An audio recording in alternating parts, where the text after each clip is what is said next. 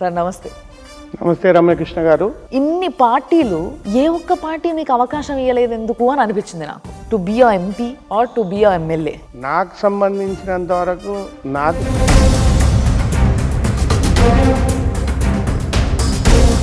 మీకంటూ ఒక హోదాని కల్పించలేకపోయింది. అది కాంగ్రెస్ పార్టీయే కావచ్చు, లేకపోతే అది బీఆర్ఎస్ పార్టీయే కావచ్చు. ఎందుకు? కాంగ్రెస్ పార్టీ హోదా కల్పించింది, టీఆర్ఎస్ కూడా పార్టీలో హోదా కల్పించింది. బట్ కేసీఆర్ గారు ఏదైతే ఉందో నాకు టికెట్ ఇవ్వడంలో ద్రోహం చేసినారు. ఇలాంటి ఒక ఎలిజిబిలిటీ ఉన్న వ్యక్తిని వదిలేసి ఇంకొకరికి టికెట్ ఇవ్వాల్సిన అవసరం ఏమొచ్చిందంటారు? ఇష్యూ అక్కడ కాంగ్రెస్ పార్టీతో అలయన్స్ అయింది. ఓకే, అలయన్స్ అయినప్పుడు కేసీఆర్ గారు ఏదైతే ఉందో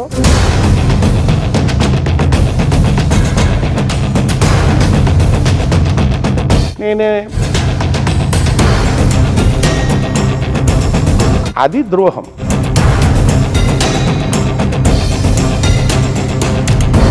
నా కెరియర్లో ఒక పెద్ద బ్లాక్ స్పాట్ అది. కేసీఆర్ గారి గురించి తెలిసిన తర్వాతనైనా మీరు కేసీఆర్ గారి గురించి బుక్ రాయడం జరిగింది ఒకటి? అవును, రాసినాను. ఒక బుక్, ఒక వ్యంగ్య రచన రాసినాను.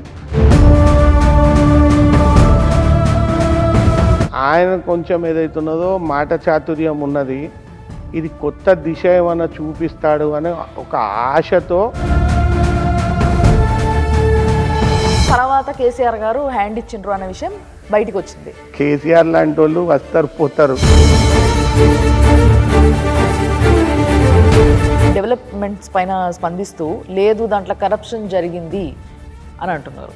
స్మార్ట్ సిటీలో 15%. సుమన్ టీవీ ప్రేక్షకులకి నమస్తే. సో ఇవాళ నేను ఒక వ్యక్తిని కలవనీకి వచ్చిన. ఈయన గురించి చెప్పాలంటే ఫస్ట్ ఆయన కాన్స్టిట్యున్సీ గురించి చెప్పాలి. ఎస్, సో మన తెలంగాణలో ఎలాంటి ఇష్యూ ఉన్నా, లేకపోతే ఎలాంటి ఒక హైలైట్ అయినా కూడా, లేకపోతే ఉద్యమం సమయంలో కావచ్చు, పొలిటీషియన్ వాళ్ళ విషయంలో కావచ్చు, డెవలప్మెంట్ విషయంలో కావచ్చు, ఏ విషయంలో అయినా కానీ నేను ఒకటి ఉంది అనేది మనం ఎప్పుడైనా ఇమీడియట్గా హైదరాబాద్ అనగానే వరంగల్ అనేసి అనుకుంటాం. బట్ వీటి రెండిటికి కూడా పోటీగా నిలబడే ఒక కాన్స్టిట్యుయెన్సీయే కరీంనగర్. ఎస్, కరీంనగర్ కాన్స్టిట్యుయెన్సీ నుంచి ఇప్పుడు మన దగ్గర జరగబోతున్న ఈ పార్లమెంట్ ఎలక్షన్స్కి ఎంతోమంది పోటీ పడుతున్నారు. ఎంతోమంది పోటీలా ముఖ్యంగా ప్రతి ఒక్కరికి కరీంనగర్ అనగానే గుర్తుకొచ్చేది బండి సంజయ్ గారు. కానీ ఆయనకి ధీటుగా, ఆయనకి తగ్గట్టుగా, ఆయనని కూడా నేను డామినేట్ చేయగలుగుతా అంటూ ముందుకు వచ్చిండ్రు మన రాజేందర్ రావు గారు. ఎస్, ఆ సార్ ముందే ఉన్నా నేను. అండ్ ఆయన గురించి, ఆయన ఫ్యామిలీ లెగసీ గురించి అందరికీ సెపరేట్గా చెప్పాల్సిన అవసరం లేదు. But there are so many things to discuss. దాని గురించే నేను ఇక్కడికి వచ్చిన అన్నట్టు. సార్ నమస్తే. నమస్తే రమ్యకృష్ణ గారు. బాగున్నారా సార్? మిమ్మల్ని రమ్యకృష్ణ గారు అని పిలవాలన్నా, రాములమ్మ గారు అని పిలవాలన్నా, మీకు ఎట్లా అనుకూలం? మీకు ఏ పేరు ఇష్టం? Anything is fine sir. మీరు విజయశాంతి గారిని ఎప్పుడన్నా ఇంటర్వ్యూ చేసినారా? లేదు సార్, చేయలేదు. విజయశాంతి గారు ఎప్పుడన్నా మీకు ఫోన్ చేసి నా పేరు నువ్వు లాక్కున్నావు ఏందమ్మా అని అడిగినరా? అంటే నిజంగా చెప్పాలంటే విజయశాంతి గారు ఒకవేళ పేటెంట్స్ తీసుకొని ఉండుంటే డెఫినెట్లీ నేను కూడా పెట్టుకోకపోతుండే సార్. నేను కూడా పేటెంట్స్ తీసుకోలేదు పెట్టుకున్న తర్వాత, కాబట్టి నా నుంచి లాక్కున్న వాళ్ళు. ఎనీవే రాములమ్మ పేరుకు సార్థకత తెచ్చినారు. రాములమ్మ లాగా రెవల్యూషనరీగా ఏదైతుందో మీ మాట తరీఖా కానీ, మీ ఇంటర్వ్యూ చేసే తరీఖా కానీ చీల్చి చెండాడతారు. Thank you sir, thank you. I congratulate you on that. Interviews చూసిరంటేనే నాకు పెద్ద విషయం అది firstly. So thanks for that. Thank you for following me. So when it comes to you sir, అంటే మీ ఫ్యామిలీ టిల్ నౌ, ఫస్ట్ మీ family గురించే మాట్లాడాలనిపించింది మిమ్మల్ని కలిస్తే నాకు. ఎందుకు అనంటే ఇప్పటి వరకు ఇంత లెగసీ ఉన్న ఫ్యామిలీస్ ఏవైతే ఉన్నాయో, వాళ్ళ పిల్లలు, వాళ్ళ తరాలుగా ప్రతి ఒక్కరు వాళ్ళ ఫ్యామిలీ పొలిటీషియన్స్గా ఉంటే పాలిటిక్స్లో, బిజినెస్లో ఉంటే బిజినెస్లా, దీంట్లో అట్లా ఎదుగుతూనే ఉన్నారు.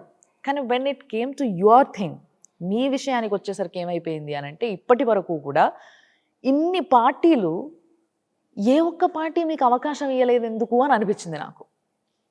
To be a MP or to be a MLA. ఎక్కడ లోపం ఉందంటారు? లోపం ఎక్కడ లేదు. నాకు సంబంధించినంత వరకు నాకు ప్రజారాజ్యం అవకాశం ఇచ్చింది కాంటెస్ట్ చేసేటానికి. అది కూడా రీజనబ్లీ బిగ్ పార్టీ ఉండే 17% ఓట్లు తెచ్చుకున్నది కంబైన్డ్ ఆంధ్రప్రదేశ్లో. ఆ అవకాశం ఇచ్చినది నాకు కూడా దరిదాపుల 2 లక్షల ఓట్లు వచ్చినాయి. ఆ టైంలో ప్రజలు ఆదరించినారు. మా నాన్నగారికి కూడా ఏదైతుందో కాంగ్రెస్ పార్టీ 4-5 దఫాలుగా టికెట్ ఇవ్వడం జరిగినది. కొన్నిసార్లు గెలవడం జరిగింది, కొన్నిసార్లు ఓడిపోవడం జరిగింది, కొన్నిసార్లు వర్గ విభేదాల వలన ఆయన కాంగ్రెస్ నుంచి కాకుండా ఇండిపెండెంట్గా కూడా చేసిన ఉదంతాలు ఉన్నాయి. అట్లా ఇండిపెండెంట్గా గెలిచిన ఉదంతాలు ఉన్నాయి, ఓడిన ఉదంతాలు ఉన్నాయి. సో కాబట్టి పార్టీ ఏదైతుందో కాంగ్రెస్ పార్టీ మా నాన్నని ఆదరించింది. కాంగ్రెస్ పార్టీ నన్ను కూడా హక్కున చేర్చుకొని నన్ను యూత్ కాంగ్రెస్ జాయింట్ సెక్రటరీగా, జనరల్ సెక్రటరీగా, వైస్ ప్రెసిడెంట్గా. అంటే యాక్చువల్గా my question is that sir, నిజంగా మీరు క్వశ్చన్ పైనే మీరు కూడా ఉన్నారు. మీ నాన్నగారి విషయంలో ఇట్ హ్యాపెండ్ అండ్ ఇండిపెండెంట్గా ఆయన ప్రూవ్ చేసుకున్నాడు. నిజంగా చెప్పాలంటే ఒక వ్యక్తి ఇండిపెండెంట్గా ప్రూవ్ చేసుకుంటే ఏ పార్టీ అయినా ఇట్లా రెడీగా ఉంటుంది, ప్లీజ్ మా పార్టీలకు రండి అని చెప్పేసి they invite and they feel it's a pleasure. కానీ మీ విషయానికి వచ్చేసరికి ఏమైపోయింది అని అంటే పార్టీలో మీరు ఒక మెంబర్గా మీరు ఏదో ఒక దానికి ఒక హెడ్గా ఉండడమే తప్పితే మీకంటూ ఒక హోదాని కల్పించలేకపోయింది. అది కాంగ్రెస్ పార్టీయే కావచ్చు, లేకపోతే అది బీఆర్ఎస్ పార్టీయే కావచ్చు. ఎందుకు? కాంగ్రెస్ పార్టీ హోదా కల్పించింది, యూత్ కాంగ్రెస్లో హోదా కల్పించింది, మార్కెట్ కమిటీ చైర్మన్గా అవకాశం ఇచ్చింది, నెట్ క్యాప్ డైరెక్టర్గా అవకాశం ఇచ్చింది. తర్వాత టీఆర్ఎస్ కూడా పార్టీలో హోదా కల్పించింది. బట్ కేసీఆర్ గారు ఏదైతుందో నాకు టికెట్ ఇవ్వడంలో ద్రోహం చేసినారు. ఆ ద్రోహం చేయడంతో నేను కూడా ఇండిపెండెంట్గా కాంటెస్ట్ చేయడం జరిగింది. అప్పుడు కూడా ప్రజలు ఆదరించి నాకు 30,000 ఓట్లు ఇచ్చినారు. కానీ ఆ టైంలో ఏదైతుందో నేను 3rd ప్లేస్ వచ్చినాను. టీడీపీ గెలవడం జరిగింది, కాంగ్రెస్ 2nd రావడం జరిగింది. అట్లా ఆదరియకపోవడం అనేది ఏమీ లేదు, ఆదరిచ్చారు. బట్ కొన్నిసార్లు కేసీఆర్ ద్రోహం వల్ల ఏదైతుందో నేను అప్పుడు ప్రజాప్రతినిధి కాలేకపోయాను, లేకపోతే అప్పుడే ప్రజాప్రతినిధి అయ్యేటోడు. అంటే మీరు ఇప్పుడు చెప్పిన దాంట్లో 2 సార్లు అన్నారు కేసీఆర్ గారు ద్రోహం చేసిండ్రు అని చెప్పేసి. ద్రోహం చేయాల్సి వచ్చింది అని అంటే ఆయనకి నిజంగా మీలాంటి ఒక వ్యక్తి, మీలాంటి ఒక లెగసీ ఉన్న వ్యక్తి, మీలాంటి ఒక ఎలిజిబిలిటీ ఉన్న వ్యక్తిని వదిలేసి ఇంకొకరికి టికెట్ ఇవ్వాల్సిన అవసరం ఏమొచ్చిందంటారు? అంటే మీ దగ్గర ఏమన్నా తక్కువ కనిపించిందా, వాళ్ళ దగ్గర ఏమైనా ఎక్కువ అనిపించిందా, లేకపోతే ఇంకేమన్నా ఇష్యూ ఉండేనా మీకు కేసీఆర్ గారికి? ఇష్యూ అక్కడ కాంగ్రెస్ పార్టీతో అలయన్స్ అయింది. ఓకే, అలయన్స్ అయినప్పుడు కేసీఆర్ గారు ఏదైతుందో నాకు కరీంనగర్ నియోజకవర్గం ఎమ్మెల్యే ఇస్తా అన్నారు. తర్వాత కరీంనగర్ నియోజకవర్గం పార్లమెంట్ ఇస్తా అన్నారు. ఆ వాటిలల్లో కూడా కాంగ్రెస్తో ఇబ్బందులు ఉండడంతో చొప్పదండి నియోజకవర్గానికి నువ్వు తప్పకుండా చొప్పదండి నీకు ఇస్తాము అని చెప్పారు. చొప్పదండిలో నేను వర్క్ చేసుకోవడం జరిగింది. అక్కడ కూడా ఆయన లాస్ట్ మినిట్ వరకు కూడా ఇస్తానని చెప్పి హెలికాప్టర్లో తీసుకొచ్చి బీఫామ్ ఇచ్చి కాంటెస్ట్ చేయమన్నాడు. బట్ తర్వాత ఏదైతుందో విడ్రా గమ్మని పార్టీ నుంచి ఎక్స్పెల్ చేసినాడు. నేనే బీఫామ్ దొంగతనం చేసుకొని వచ్చి బీఫామ్ ఫైల్ చేశాను అని అన్నాడు. అది ద్రోహం, అది ప్రధానంగా అది ద్రోహం, ప్రధానంగా అది అబద్ధాల కోరు వేషం. సో దాంతో ఏదైతున్నదో అక్కడ ఏదైతుందో నాకు చాలా దెబ్బ తగిలింది. ఆయన నైజం వలన, ఆయన వ్యవహార శైలి వల్ల చాలా నా కెరియర్లో ఒక పెద్ద బ్లాక్ స్పాట్ అది. అయితే నేను దీన్ని ఇంకోలాగా అడగాలనుకుంటున్నా సార్. మీ ఫ్యామిలీ హెల్ప్ బాగా తీసుకున్నారు కేసీఆర్ గారు అన్న టాక్ బయట ఉంది. అంటే ఫైనాన్షియల్గా కావచ్చు, ఓ మాటపరంగా కావచ్చు, విపరీతంగా మీ హెల్ప్ తీసుకొని మిమ్మల్ని ద్రోహం చేసిండు అంటే మీరు ఒప్పుకుంటారా? మా ఫ్యామిలీ తెలంగాణ, ప్రత్యేక తెలంగాణకు కట్టుబడి ఉన్న ఫ్యామిలీ. ఎస్, మా నాన్నగారు చాలా వ్యాసాలు రాసినారు, చాలా పుస్తకాలు రాసినారు, చాలా తెలంగాణ కోసం పోరాటం చేసినారు. తెలంగాణ లెజిస్లేటర్స్ ఫోరంకు కన్వీనర్గా ఉండి 95 మంది ఎమ్మెల్యేలను ఢిల్లీకి తీసుకెళ్ళి పివి నరసింహారావు గారు ప్రైమ్ మినిస్టర్గా ఉంటే ఆయనకు తెలంగాణ ఇవ్వడము ఎంత రిక్వైర్మెంటో ప్రధాన పాత్ర పోషించినారు. ఆయన కన్వీనర్గా ఉండే, జానారెడ్డి గారు చైర్మన్గా ఉండే. సో ఆయన మొదటి నుండి తెలంగాణ పోరాటానికి దోహదపడ్డాడు, సహాయపడ్డాడు. నేను కూడా ఏదైతుందో అదే రకంగా తెలంగాణ పోరాటంలో ఏదో రకంగా భాగస్వామ్యం కావాలి, ఏదో రకంగా సహాయపడాలి, తెలంగాణ వీరులకు సహాయపడాలి, తెలంగాణ అమరులకు సహాయపడాలి, తెలంగాణ కోసం జైల్లోకి పోయిన వాళ్ళకి సహాయపడాలి అని చెప్పి కేసీఆర్తో నడవడం జరిగింది. ఓకే. కేసీఆర్ నైజం ఏదైతున్నదో ఆ తర్వాత 2004లో నాకు టికెట్ ఇవ్వనప్పుడు ఆయన నేనే బీఫామ్ దొంగతనం చేసిన అన్నప్పుడు ఆయన నైజం ఏదైతుందో బయటపడ్డది. ఓకే.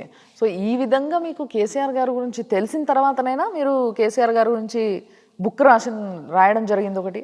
అవును, రాసినాను. సో బుక్ ఒక వ్యంగ్య రచన రాసినాను, ఒక సటైర్. కేసీఆర్ వ్యవహార శైలి ఎట్లా ఉంటుంది, కేసీఆర్ దగ్గరగా ఉన్న హరీష్, కేటీఆర్, సంతోష్, కవిత వాళ్ళ వ్యవహార శైలి ఎట్లుంటుంది, వాళ్ళ డబ్బు దాహం ఎట్లుంటుంది, వాళ్ళ మాట్లాడే పద్ధతి ఎట్లుంటుంది, వాళ్ళ అబద్ధాలు వల్లించే పద్ధతి ఎట్లుంటుంది, దాన్ని ఒక వ్యంగ్య రచన హాస్య రూపంలో రాసినాను. క్యారికేచరింగ్ కూడా చేసినాను. నాకు బాడీలో ఒక రుగ్మత వచ్చింది కేసీఆర్ వ్యవహార శైలి వలన. ఆ ఎయిల్మెంట్ బాడీకి వెళ్ళి పోవాలి అని అంటే నేను I had to vent that anger. So నేను ఆయనతోని బయట పోరాటం చేసే పరిస్థితిలో లేకుంటే ఆయన ఆ స్థాయికి ఎదిగిపోయినాడు.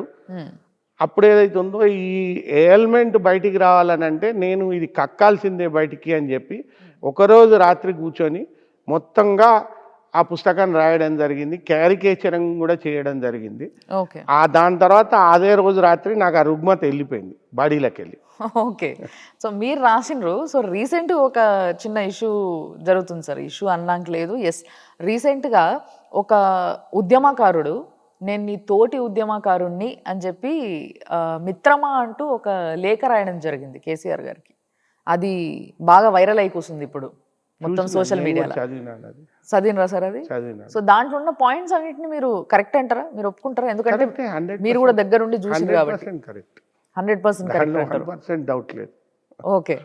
ఇంకా చాలా పాయింట్లు లేవు కూడా దాంట్లో. ఓ, ఇంకా నిజానికి చెప్పాలంటే ఆ లెటర్ ఒకవేళ మీరు రాసి ఉంటే ఇంకా చాలా పాయింట్లు లేవు కూడా. బట్ ఎవరు రాసినా కొంత పరిమితుల మేరకే రాయగలుగుతాం కదా. కేసీఆర్ మీద రాయాలని అంటే ఏదైతుందో ఎన్ని గ్రంథాలు రాసినా సరిపోదు. ఓకే. ఓకే. సో మరి ఇప్పుడున్న పరిస్థితుల్లో sir, coming to the now situation, ఇప్పుడు రాష్ట్రంలో కాంగ్రెస్ అనేది చాలా మంచి ఊపు అందుకున్న తర్వాత గెలిచిన తర్వాత it is going good. It needs some more time definitely, but it's going good. ఇలాంటి సమయంలో అటేమో సెంట్రల్లో పార్లమెంట్ ఎలక్షన్స్ అనగానే బీజేపీ, ఇటు రాష్ట్రంకి వచ్చేసరికి కాంగ్రెస్, ఇట్లా నడుస్తున్న కథ ఇదంతా. కానీ Congress people are quite confident telling that మేము మస్తు కొడతాం, మామూలు కొడతాం, ఒక 10 సీట్లన్నా మాయే అన్న కాన్ఫిడెన్స్తో ఉన్నారు. సో ఏ కాన్ఫిడెన్స్ సార్ ఇది? బీజేపీ స్ట్రాంగ్ ఉందటు, ఇటు కాంగ్రెస్ కూడా అంతే స్ట్రాంగ్గా బిహేవ్ చేస్తున్నారు. ఎక్కడి నుంచి వచ్చింది స్ట్రెంత్? 10 సీట్లు కాదు, మా ముఖ్యమంత్రి గారు ఈ నిరంకుశ పాలనను అంతమొందించటానికి ప్రధాన భూమిక పోషించి ఒక అశోక చక్రవర్తి లాగా, ఒక నెపోలియన్ లాగా పోరాడి ఏదైతున్నదో ఒక రెవల్యూషన్ తీసుకొచ్చి ఈ నిరంకుశ పాలనను అంతమొందించినారు. ఆయన చెప్పేది ఏంటంటే 14 సీట్లు మినిమం వస్తాయి, మినిమం అంటున్నాడు. అంటే 16 సీట్లు వచ్చినా ఆశ్చర్యం లేదు. 17వ సీట్ ఏదైతున్నదో ట్రెడిషనల్లీ మజ్లీస్ గెలుస్తూ ఉంది కాబట్టి అది పక్కకు పెడితే 16 సీట్లు వచ్చిన ఆశ్చర్యం లేదు మాకు అన్నట్టుగానే చెప్తా ఉన్నాడు. 14 మినిమం అని చెప్తే 10 సీట్లు కాదు, మినిమంగా మేము 14 గెలుస్తాం, పైన ఇంకా 2 కూడా మాయే అని నేను చెప్పగలుగుతాను. Very confident. సో మరి ఈ లెక్కన మీరు ఉన్నారు, ఓకే, బాగుంది. కానీ ఫస్ట్ ఆఫ్ ఆల్ టికెట్లు ఖరారు కాలేదు. ముఖ్యంగా మీ విషయానికి వచ్చేసరికి ఇంకా టికెట్ కన్ఫర్మ్ కాలేదు. సో ఈ టికెట్ కోసం వెయిట్ చేసే దీంట్లో నిజంగా చెప్పాలంటే ఇది ఒకవేళ జల్దీ అయిపోతే అందరు వాళ్ళ పనులలో పడిపోతారు. బట్ మీకు ఇంకా ఆ టైం వస్తుంది. అట్లీస్ట్ మీకు నమ్మకం ఉందా మీకు వచ్చేస్తుంది ఈసారి? కాంగ్రెస్ పార్టీలో కొంచెం ప్రజాస్వామ్యం ఎక్కువ, తంతెలు ఉంటాయి. ఆ తంతెలు ఏదైతున్నదో, ఒక తంతెలో ఏదైతున్నదో ఫిల్టరింగ్ జరుగుతుంది, 2వ తంతెలో ఫిల్టరింగ్, 3వ తంతెలో filtering, finally high command survey reports తీసుకుంటుంది, లీడర్స్ ఒపీనియన్స్ తీసుకుంటుంది, కార్యకర్తల ఒపీనియన్స్ తీసుకుంటుంది. ఇవన్నీ తీసుకున్న తర్వాత నిర్ణయం చేయడం జరుగుతుంది. ఆ నిర్ణయం చేసే దాంట్లో పోటీ కూడా ఏదైతుందో కాంగ్రెస్ పార్టీలో పోటీ కూడా చాలా ఎక్కువ ఉంటుంది. క్యాండిడేట్స్ ఎక్కువ ఉంటారు కాబట్టి ఫిల్టరేషన్ ప్రాసెస్కు కొంచెం టైం పడుతుంది. మనది 4th ఫేజ్లో వచ్చింది ఎలక్షన్. మనది May 13th ఎలక్షన్ ఉంది. ఇప్పటికి ఏమీ ఎత్తిపోలేదు టైము. ఇదే కరెక్ట్ టైము. ఆల్రెడీ 9 సీట్లు ఫైనల్ అయిపోయినాయి. ఇంకా 8 సీట్లు ఫైనల్ కావాలి. ఇంకో 3-4 రోజులలో 8 సీట్లు కూడా ఫైనల్ అవుతాయి. అభ్యర్థులందరికీ ఏదైతున్నదో మంచిగా టైం దొరుకుద్ది. క్యాంపెయిన్కి కానీ తిరగడానికి కానీ ప్రజలను కలవడానికి కానీ ఏమి ఇబ్బంది ఉండదు. ఓకే, ఇప్పుడు వరకు ఒకసారి మీ తోటి అంటే మీ కులపైనని నమ్ముకొని మోసపోయినరు, రైట్? ఒక సాటి వెల్మ నాయకుడిని నమ్ముకొని మీరు మోసపోయినరు. మీకు తెలుసు కరీంనగర్లో బీసీల హవా ఎక్కువ. లాస్ట్ 2 to 3 టర్మ్స్ నుంచి చూస్తున్నాం, ఇటు అసెంబ్లీ ఎలక్షన్స్లో కానీ లేకపోతే అటు పార్లమెంట్ ఎలక్షన్స్లో కానీ, రైట్? సో బీసీలే గెలవడం అనేది మనం చూస్తున్నాం. అది కాన్స్టెంట్గా జరుగుతూ వస్తుంది. బీఆర్ఎస్కి అంత నెగటివిటీ ఉన్న టైంలో కూడా గంగుల కమలాకర్ గారు గెలిచి చూయించారు. సేమ్ వే అదే కాన్ఫిడెన్స్తో బండి సంజయ్ గారు ఉన్నారు ఇప్పుడు. మీరేమో ఒక వెల్మ. మరి ఈ బీసీ అనేది ఏదైతే ఒక సెన్సిటివ్ ఇది ఉందో ఈసారి అది కొట్టగలుగుతుంది అంటారా, లేకపోతే ఆ బీసీలు కూడా మీకు ఓట్లు వేస్తారన్న నమ్మకం మీకుందా? నేను కులం కారణంగా వెలమ, కేసీఆర్ గారు వెలమ అన్న కారణం మీద ఆయనతో నడవలేదు, ఆయనతో ప్రయాణం చేయలేదు. నేను ఆయనతో ప్రయాణం చేసింది ఆయన తెలంగాణ గొంతుకు ఎత్తుకున్నాడని. ఆయన తెలంగాణ గొంతుకు ఎత్తుకున్నాడు. ఆయన కొంచెం ఏదైతున్నదో మాట చాతుర్యం ఉన్నది, ఇది కొత్త దిశ ఏమన్నా చూపిస్తాడు అనే ఒక ఆశతో ఆయనతో ప్రయాణం చేయడం జరిగింది. ఆయన వెలమా కాబట్టి, నేను వెలమా కాబట్టి ఆయన సంకల నేను జొరలేదు. అటువంటి పిచ్చి పని నేను ఎప్పుడు చేయను. సామాజిక పరంగా ఆలోచించే మనిషినే కాదు. ఓకే, ఇక్కడ ఒక విషయం జ్ఞాపకం పెట్టుకోవాలి. రాజకీయాలలో ఎప్పుడు సామాజిక పరంగా ఆలోచించి ఒక్క సామాజిక వర్గంతోనే గెలుస్తాము అని అనుకుంటే అంతకన్నా పొరపాటు ఉండదు. ఓకే, మనము మంచితనంతో ప్రతి సామాజిక వర్గంలో కూడా ఏదైతున్నదో మనల్ని అభిమానించేటోళ్ళు ఉండాలి, మనల్ని ఆదరించేటోళ్ళు ఉండాలి. మాకు 100% కరీంనగర్లో ఏదైతున్నదో అన్ని సామాజిక వర్గాలలో కూడా ఫెంటాస్టిక్ యాక్సెప్టెన్స్ ఉంది. మేము మొదటికెళ్ళి ఏదైతున్నదో అన్ని సామాజిక వర్గాలతో కలిసిమెలిసి ఉంటాము. వాళ్లకు కావాల్సిన అవసరాలు, వాళ్ళ సాధక బాధకాలు, మా కష్టాలు అనుకొని తీరుస్తాము. అండ్ ఎన్నో ఉదంతాలు ఉన్నాయి కరీంనగర్లో. మా నాన్నగారు కృష్ణారెడ్డి అనేట ఆయనను ఎమ్మెల్సీ చేయడంలో రెబల్ క్యాండిడేట్గా పెట్టి ఎంత ప్రధాన పాత్ర పోషించినారో, మా నాన్నగారు రెడ్డిస్ మొత్తం మందితో, సాయిరెడ్డి గారితో, జీవన్ రెడ్డి గారితో, రామచందర్ రెడ్డి గారితో, జనార్దన్ రెడ్డి గారితో, విశ్వనాథ్ రెడ్డి గారితో, మోహన్ రెడ్డి గారితో, కొత్త రాజిరెడ్డి గారితో, ఇట్లా ఎంతమందితోనో సాన్నిహిత్యంగా ఉండేటోరు, ఆప్తులుగా ఉండేటోరు. వారికి ఏ అవసరం ఉన్నా ఆయన అరుచుకునేటోడు. వాళ్ళు కూడా ఆయనకి ఎప్పుడన్నా ఏమన్నా అవసరం ఉన్నా ఆయనతో చాలా మిత్రత్వం ఉండేటోళ్ళు. అలాగే మా నాన్నగారు 2-3 సార్లు మున్సిపల్ ఎలక్షన్స్ గెలిచినప్పుడు, ఆయన టీం గెలిచినప్పుడు ఫస్ట్ టైము కరీంనగర్కు నరహరి లక్ష్మణ్ అని మున్నూరు కాపును మున్సిపల్ చైర్మన్ చేసినారు. ఆ దినం కూడా ఏదైతున్నదో మా సామాజిక వర్గం ఆయన ఉండే, ఆయనకి ఇవ్వాలని ప్రెషర్ కూడా ఉండే మా ఫాదర్ మీద. అయినా నరహరి లక్ష్మణ్కు మున్నూరు కాపుకు అవకాశం ఇచ్చారు. మళ్ళీ ఎలక్షన్లో మున్సిపల్ చైర్మన్కు నిలబెడితే డి శంకర్ అని మున్సిపల్ చైర్మన్కి ఇండిపెండెంట్గా నిలబెట్టారు. తక్కువ మెజారిటీతో ఓడిపోయినాడు. చాలా కష్టపడ్డారు మా ఫాదర్. ఆయన బెస్త సామాజిక వర్గం. అట్లనే ఎన్నో ఉదంతాలు అన్ని సామాజిక వర్గాలతో మేము కలిసిమెలిసి ఉంటాము, వాళ్ళకు అవకాశాలు ఇస్తాము. అండ్ వాళ్ళు మమ్మల్ని మేమేదైతుందో వాళ్ళకి అందరికన్నా ఆప్తులని వాళ్ళు భావిస్తారు. ఓకే, కానీ బండి సంజయ్ గారు మిమ్మల్ని పొలిటికల్ టూరిస్ట్ అంటున్నారు. పొలిటికల్ టూరిస్ట్ అనేది నిజంగా చెప్పాలంటే పెద్ద మాట సార్, అది చిన్న మాట ఏం కాదు. ఎందుకంటే ప్రజలకి బ్రెయిన్లో కూసుండిపోతుంది. అంటే జస్ట్ ఇట్లా ఎలక్షన్స్ ఉన్నప్పుడు వచ్చి ఒక టూర్ వేసిపోతాడేమో అన్న ఫీలింగ్ వచ్చేస్తారు. మీరేమంటారు దీనికి? బండి సంజయ్ గారు నన్ను పొలిటికల్ టూరిస్ట్ అనడంలో నేను అర్థం చేసుకోగలుగుతాను. అంటే 2009 ఎలక్షన్ కాంటెస్ట్ చేసినాడు. ఆ తర్వాత 2009 నుండి ఇవాళ 2024 వరకు హైదరాబాద్లో ఇల్లు ఏర్పాటు చేసుకొని నివాసం ఉంటున్నాడు అనేదానికి ఆయన పొలిటికల్ టూరిస్ట్ అంటున్నాడు. చాలాసార్లు కరీంనగర్ పోవడం రావడం జరుగుతూ ఉన్నది. 50% ఆఫ్ ద టైం కరీంనగర్ పోవడం రావడంలోనే జరుగుతుంది ఈ 14 ఏళ్లలో కూడా. ఓకే. కానీ నా 60 ఏళ్ళ జీవితంలో ఫస్ట్ 10 ఏళ్ళు కరీంనగర్లోనే స్కూలింగ్ చేసినాను. కరీంనగర్లో మిషన్ హాస్పిటల్లో పుట్టినాను. ఓకే. సెయింట్ జాన్ స్కూల్లో చదివినాను. ఫస్ట్ 10 ఏళ్ళు అక్కడనే ఉన్నాను. 1981 నుండి మళ్ళీ 2009 వరకు 40 ఏళ్ళు మళ్ళీ అక్కడే ఉన్నాను. అక్కడే నివాసము, అక్కడే ఉన్నాను. సో 40 + 10 50 ఏళ్ళు అక్కడనే ఉన్నాను నేను. నా 60 ఏళ్ళల్లో ఈ 10 ఏళ్ళు మాత్రం ఇక్కడ నివాసం ఏర్పరచుకొని ఇక్కడ ఉండడం జరుగుతుంది. అది కూడా నేను ఓడిపోయిన తర్వాత కొంచెం ఫ్యామిలీకి దూరంగా ఉండడము, వ్యాపారంకు దూరంగా ఉండడంతో వ్యాపారం కొంచెం సెట్ చేసుకోవాలి, ఫ్యామిలీ వాళ్ళ పిల్లలు పెద్దగా అవుతున్నారు, వాళ్ళకి పెళ్ళిళ్ళు చేయాలి, ఆ ఆలోచనతో ఇక్కడ ఉండడం జరిగింది. కానీ 50% ఆఫ్ ద టైం రావడం పోవడమే జరిగింది. బండి సంజయ్ విషయానికి వస్తే, బండి సంజయ్ గారిని ప్రజలు ఆదరించి గెలిపించినారు, ఎంపీ చేసినారు. ఆయన బాధ్యత ఏంటి అని అంటే, ఎంపీగా కరీంనగర్కు అత్యంత అభివృద్ధి చేయాలి. దేవుని దయ వలన ఆయనకు రాష్ట్ర అధ్యక్ష పదవి దొరికింది. దేశంలో బీజేపీ జనరల్ సెక్రటరీ పదవి కూడా దొరికింది. మోడీ గారు, అమిత్ షా గారు అత్యంత సమీపంగా ఆయనతో ఉంటారు. సో ఈ స్థాయికి ఎదిగిన ఆయన కరీంనగర్ను ఎంతో అభివృద్ధి చేసే అవకాశం ఉండింది. కనీసం ఒక 50,000 కోట్ల రూపాయలు తెచ్చే అవకాశం ఉండింది.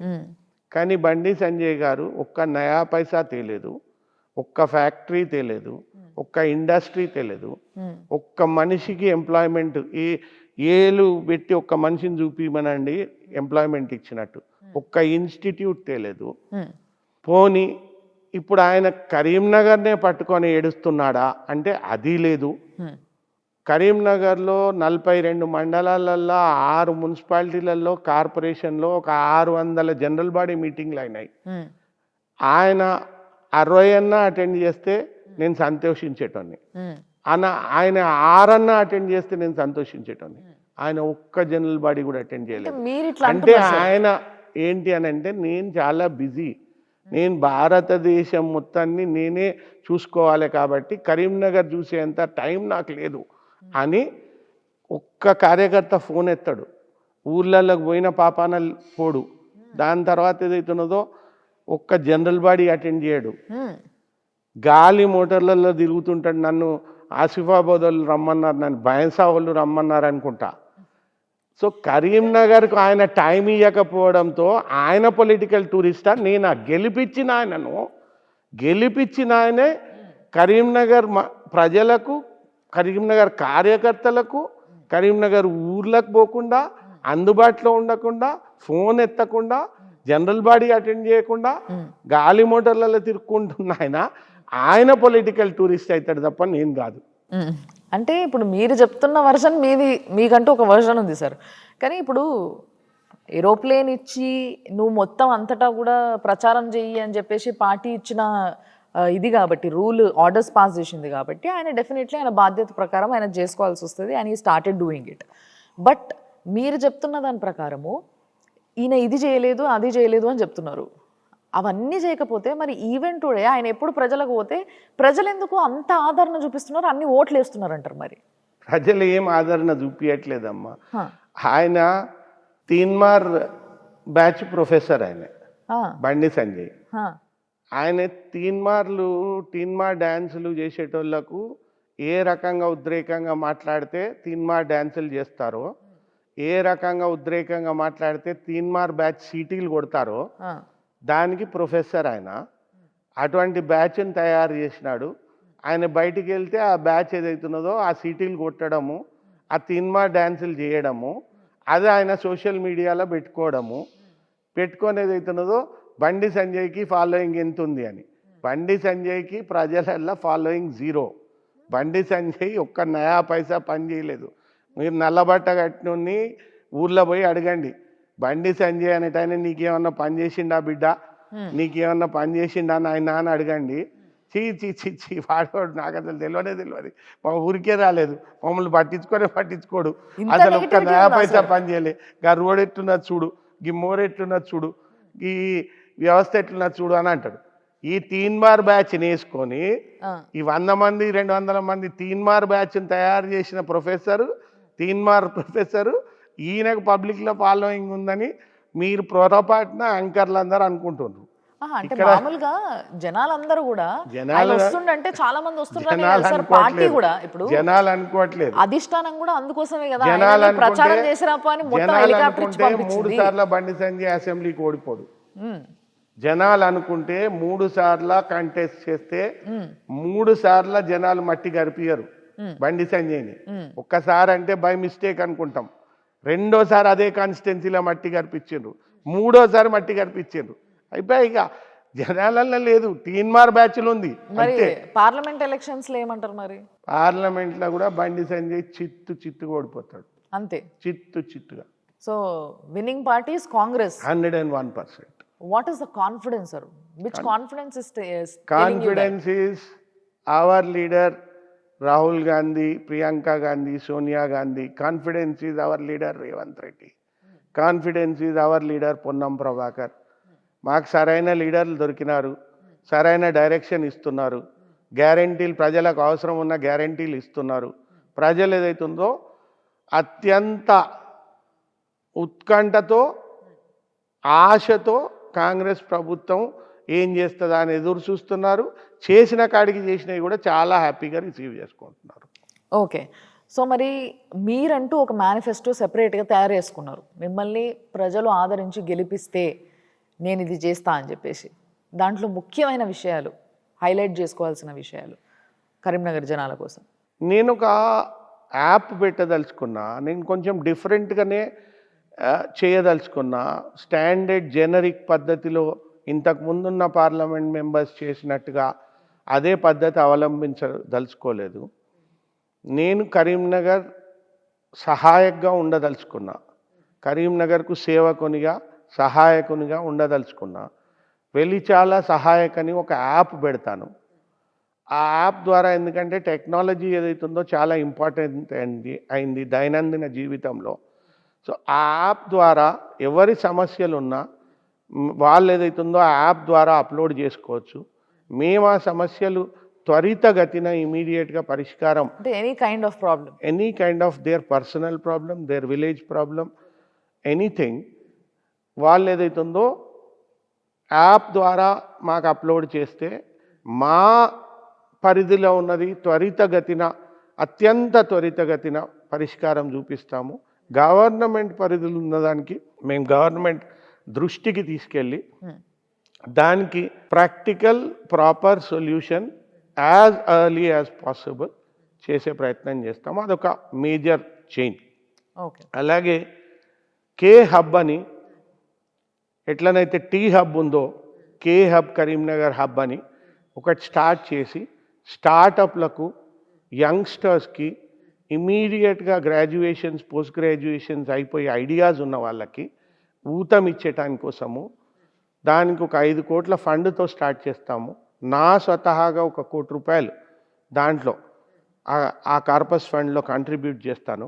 ఇంకో 4 కోట్లు దాతల ద్వారా, స్టేట్ గవర్నమెంట్ ద్వారా కాంట్రిబ్యూట్ చేసి అది స్టార్టప్లను ఇమీడియట్గా ఎంకరేజ్ చేస్తూ వాళ్ళ ప్రపోజల్స్ ఏదైతున్నదో ఇమీడియట్గా మళ్ళీ దానికి ఫండింగ్ వచ్చేలాగా, దానికి అదర్ వేస్ ఆఫ్ సక్సెస్ దానికి వచ్చేలాగా ప్రయత్నం చేస్తాము. That is another thing.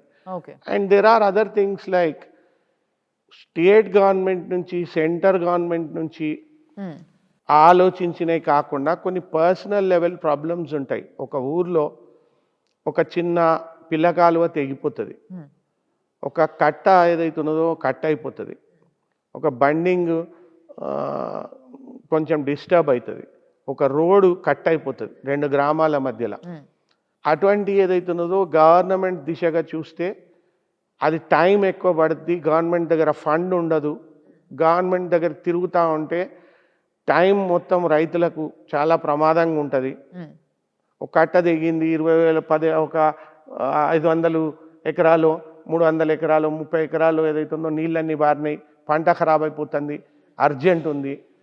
నేను దానికి ఏమనుకుంటున్నానంటే యంత్ర చేయూత అని చెప్పేసి నేనే నా స్వతహాగా యంత్రాలు జేసీబీ లాంటిది, ట్రాక్టర్ లాంటిది, ఒక డోజర్ లాంటిది, ఒక రోడ్ రోలర్ లాంటిది, ఒక వాటర్ ట్యాంకర్ లాంటిది, ఒక హార్వెస్టర్ లాంటిది, తర్వాత ఒక 2 డ్రోన్స్, ఇవన్నీ కలిపి ఒక యూనిట్. ఇటువంటి యూనిట్లు 7 అసెంబ్లీ నియోజకవర్గాలలో ఒక్కొక్క అసెంబ్లీ నియోజకవర్గానికి ఒక యూనిట్ చొప్పున ఇవ్వడం అవుతుంది. అది కొంచెం కాస్ట్ ఎక్కువ అవుతుంది, 1.5 కోటి ఒక యూనిట్కి అవుతుంది, పర్వాలేదు 10 కోట్లు అవుతుంది 7 కాన్స్టిట్యున్సీస్ కలిపి. నేను స్వతహాగా పెట్టి కొత్త మెషిన్లు కొని ఎమ్మెల్యేలకు కానీ మా కాంగ్రెస్ పార్టీ ఇన్ఛార్జీలు అక్కడ ఎవరుంటే వాళ్ళకి కానీ హ్యాండ్ ఓవర్ చేసి ఇవి అక్కడ ఏదైతుందో ఒక యార్డ్లో పెడతారు. మేము క్రియేట్ చేసిన యాప్ ద్వారా ప్రజలు ఏదైతుందో మా పెద్ద కుర్మపల్లిలో ఒక కట్ట తగ్గిపోయింది, యాప్ ద్వారా అప్లోడ్ చేస్తారు. ఇమీడియట్గా ఏదైతుందో జేసీబీను అక్కడికి ట్రాక్టరు గైరా పోయి ఒక రోజుల్ని అది అటెండ్ చేసి సాల్వ్ చేసి వస్తారు. సో ఇటువంటిది కానివ్వండి, లేకపోతే యంగ్స్టర్స్కి జాబ్ మేళాస్ కండక్ట్ చేయడం కానివ్వండి. ఇంతవరకు బండి సంజయ్ 5 ఏళ్లలో ఒక్క జాబ్ మేళా కండక్ట్ చేయలేదండి. ఒక్క జాబ్ మేళా కండక్ట్ చేయలేదు. Skill development centre central government సహాయంతో ఆయన అంత పెద్ద పొజిషన్కి వచ్చినాడు కాబట్టి ఒక టాటా కంపెనీతోనో, బాష్ కంపెనీతోనో, ఐటీసీతోనో, లేకపోతే ఎల్ఎన్టీతోనో, ఇంజనీరింగ్ కంపెనీలు కానివ్వండి, కేటరింగ్ అండ్ హాస్పిటాలిటీ కంపెనీలు కానివ్వండి, వాటితో చేసి ఒక స్కిల్ డెవలప్మెంట్ సెంటర్, అత్యాధునిక స్కిల్ డెవలప్మెంట్ సెంటర్ పెట్టి కరీంనగర్లో ఆ స్కిల్ను అప్గ్రేడ్ చేసుకొని, స్కిల్స్ అన్నీ అప్గ్రేడ్ చేసుకొని వాళ్ళకు ఉద్యోగ అవకాశాలు, ప్రొఫెషనల్ బిజినెస్ అవకాశాలు కల్పించే ప్రయత్నం చేయలేదు. ఒక్క సింగిల్ జాబ్ మేళా కండక్ట్ చేయలేదు. నేను 100% స్కిల్ డెవలప్మెంట్ సెంటర్ చేయించడము, పెద్ద ఎత్తున, అండ్ దెన్ జాబ్ మేళాస్ ఎవ్రీ ఇయర్ 2 times కండక్ట్ చేయడము, ఇవి చేస్తాను. అండ్ స్టూడెంట్స్ కూడా ఏదైతుందో కష్టపడి ఎగ్జామ్స్ రాసి టాపర్స్ అయితే వాళ్ళకి సహాయం కోసము 10th క్లాస్ ఫస్ట్ 10 టాపర్స్కి, ఇంటర్మీడియట్ ఫస్ట్ 10 టాపర్స్కి, వీళ్ళందరికీ ఏదైతుందో పారితోషికంగా ల్యాప్టాప్స్ కానీ ₹1,00,000 ఒక్కొక్కరికి కానీ ఇవ్వడం జరుగుద్ది. కొంతమందికి పేమెంట్ కట్టే పరిస్థితుల్లో లేకపోతే శ్రీ చైతన్యాలు కానీ, నారాయణలో కానీ, ఫిడ్జీలో కానీ జాయిన్ చేసేటానికి దోహదపడడం జరుగుద్ది. కొంతమందికి సివిల్ సర్వీసెస్ రాస్తే మంచి బ్రైట్ క్యాండిడేట్స్ అవకాశం ఉన్న వాళ్ళకి వజీరామ్ ఢిల్లీ లాంటి ఇన్స్టిట్యూటు, రావుస్ ఇన్స్టిట్యూట్లో డబ్బులు కట్టి, స్వయంగా నేనే డబ్బులు కట్టి వాళ్లకు కోచింగ్ ట్రైనింగ్ ఇప్పించడం జరుగుద్ది. అట్లనే ఓల్డేజ్ సెంటర్స్ ప్రతి నియోజకవర్గానికి ఒకటి పెట్టడం, ఆ ఓల్డేజ్ సెంటర్లకు కనీసం ₹50 లక్షల నా తరఫున నేను డొనేట్ చేయడం, దాతల దగ్గర నుంచి కొంత తీసుకోవడం, ల్యాండ్ గవర్నమెంట్ నుంచో లేక దాతల దగ్గర నుంచో తీసుకోవడం, ప్రతి 7 సెంటర్లలో కూడా మంచి ఓల్డేజ్ హోమ్స్, వాళ్ళంతా ఏదైతుందో సంతోషంగా అక్కడ ఆ ఓల్డేజ్ హోమ్లో ఎంటర్టైన్మెంట్తోని, ఎంజాయ్మెంట్తోని, అండ్ ఫుడ్ మెడిసిన్స్ ప్రాపర్గా ఉండడంతో సంతోషంగా ఉండేటట్టు చేయడం జరుగుద్ది. టెంపుల్ డెవలప్మెంట్స్ దాతల నుంచి కానివ్వండి, సిఎస్ఆర్ కార్పొరేట్ సోషల్ రెస్పాన్సిబిలిటీ ద్వారా కార్పొరేట్స్ నుంచి కానివ్వండి, నా స్వయంగా కానివ్వండి, ప్రతి టెంపుల్ కరీంనగర్లో ఉన్న టెంపుల్స్కి నేను నా శాయశక్తుల నా ఉడత సాయం చేయదలుచుకున్నా. అది కొండగట్టు అంజన్న స్వామి కానివ్వండి, వేములవాడ రాజన్న స్వామి కానివ్వండి, కొత్తకొండ వీరభద్ర స్వామి కానివ్వండి, మత్స్యగిరీంద్ర స్వామి కానివ్వండి, సీతారామచంద్ర స్వామి ఇల్లంతకుంట కానివ్వండి, ఇలా చాలా టెంపుల్స్ ఉన్నాయి. అర్థమైంది సార్. అంటే మీరు టెంపుల్ అన్నారు కాబట్టి నాకు ఇప్పుడు అది గుర్తుకొచ్చి చెప్తున్నా. నేను కరీంనగర్లో ఒక టెంపుల్ని కట్టి మహాశక్తి ఆలయం అని చెప్పేసి బండి సంజయ్ గారు దాంట్లో వైభవంగా పూజలు చేస్తూ ఉంటారు, దసరా అప్పుడు, దీపావళి అప్పుడు, ఇలాంటి సమయాలల్లో. సో ఈ గుడిని కట్టడం వల్ల ఆయనకి, అంటే ఆల్రెడీ బీజేపీ అంటేనే అందరికీ కూడా ఒక డివోషన్ ఫీలింగ్ ఉంటుంది. అండ్ అయోధ్య రామ మందిరం కట్టిన తర్వాత అది ఇంకొంచెం ఎక్కువ అయిపోయి మొత్తం దేశమంతా కూడా ఏకమయ్యి మనం ఇట్లా బీజేపీని గెలిపించుకోవాలనుకునేటోళ్ళు కూడా ఉన్నారు. We all know that. కానీ వీటికి భిన్నంగా ఇంకొక పార్టీ ఇవన్నీ కూడా చేస్తూ డెవలప్మెంట్ చేస్తా అనేసి మీరు చెప్తున్నారు. మీ మేనిఫెస్టోలో చాలా గొప్ప విషయాలు ఉన్నాయి, డెఫినెట్లీ అప్రిషియేట్ చేయాలి ఆడ. ఎందుకంటే అప్డేటెడ్ వర్జన్ ఆఫ్ సర్వీస్ని మీరు అందిస్తా అని అంటున్నారు. బట్ ఆల్రెడీ మీరు చెప్పిన సోకాల్డ్ ఈ డివోషన్ సైడ్ నుంచి స్ట్రాంగ్గా ఉంది కాబట్టి, దేశమంతా ఆ ఊపులు ఉంది కాబట్టి, ఈ ఊపులు అటు ఓట్లు పడిపోతే అన్న భయం లేదంటారా అయితే మీకు? రాములమ్మ గారు, దేవుడు దేవాలయం అనేది మనసుకు సంబంధించిన విషయం. హిందూ మతం అనేది వే ఆఫ్ లైఫ్. ఎస్. మా దగ్గర ఉన్న వైశ్య సోదరులు వాళ్ళ డబ్బే పెట్టినారు. ఓకే. వాళ్ళ డబ్బు పెట్టి దాతలు వాళ్ళే, చాలా మంది దాతలు ఇతరులు కూడా ఉన్నారు, కానీ ఆ వైశ్య సోదరులు ప్రధానంగా కాంట్రిబ్యూట్ చేయడం జరిగింది. బండి సంజయ్ గారి ఇనిషియేటివ్ తీసుకొని దోహదపడ్డాడు అంతే. ఓకే. సో దాంతో బండి సంజయ్ గారు కట్టిన టెంపుల్ కాకుండా కరీంనగర్ మొత్తం డిస్ట్రిక్ట్లో నా పార్లమెంట్ నియోజకవర్గంలో కనీసం ఒక 1000 టెంపుల్స్ ఉంటాయి. ఓకే. ఆ 1000 టెంపుల్స్ ప్రతి ఒక్క మనిషి కట్టించినయే. ఒక 4 కలిసో 3 కలిసో ఒక్క మనిషో కట్టినాయి. ఫర్ ఎగ్జాంపుల్ మా ఊర్లో గుండి గోపాలరావుపేటలో వేణుగోపాల స్వామి టెంపుల్ ఉంది. ఓకే. ల్యాండ్ మేమే ఇచ్చినాము, టెంపుల్ మేమే కట్టించినాము. సో టెంపుల్ కట్టియడము ఒక పార్ట్ ఆఫ్ ప్రజాసేవనే. ఈ ఒక్క పార్ట్ ఆఫ్ ప్రజాసేవతో పాటు తాగునీటి ఇవ్వడము, సాగునీరు ఇవ్వడము, వాళ్లకు రోడ్లు ప్రొవైడ్ చేయడము, రైల్వే నెట్వర్క్ ప్రొవైడ్ చేయడము, వాళ్ళ దైనందిన జీవితాల్లో ఉన్న అవసరాలన్నీ తీర్చడం కూడా ప్రజాసేవ.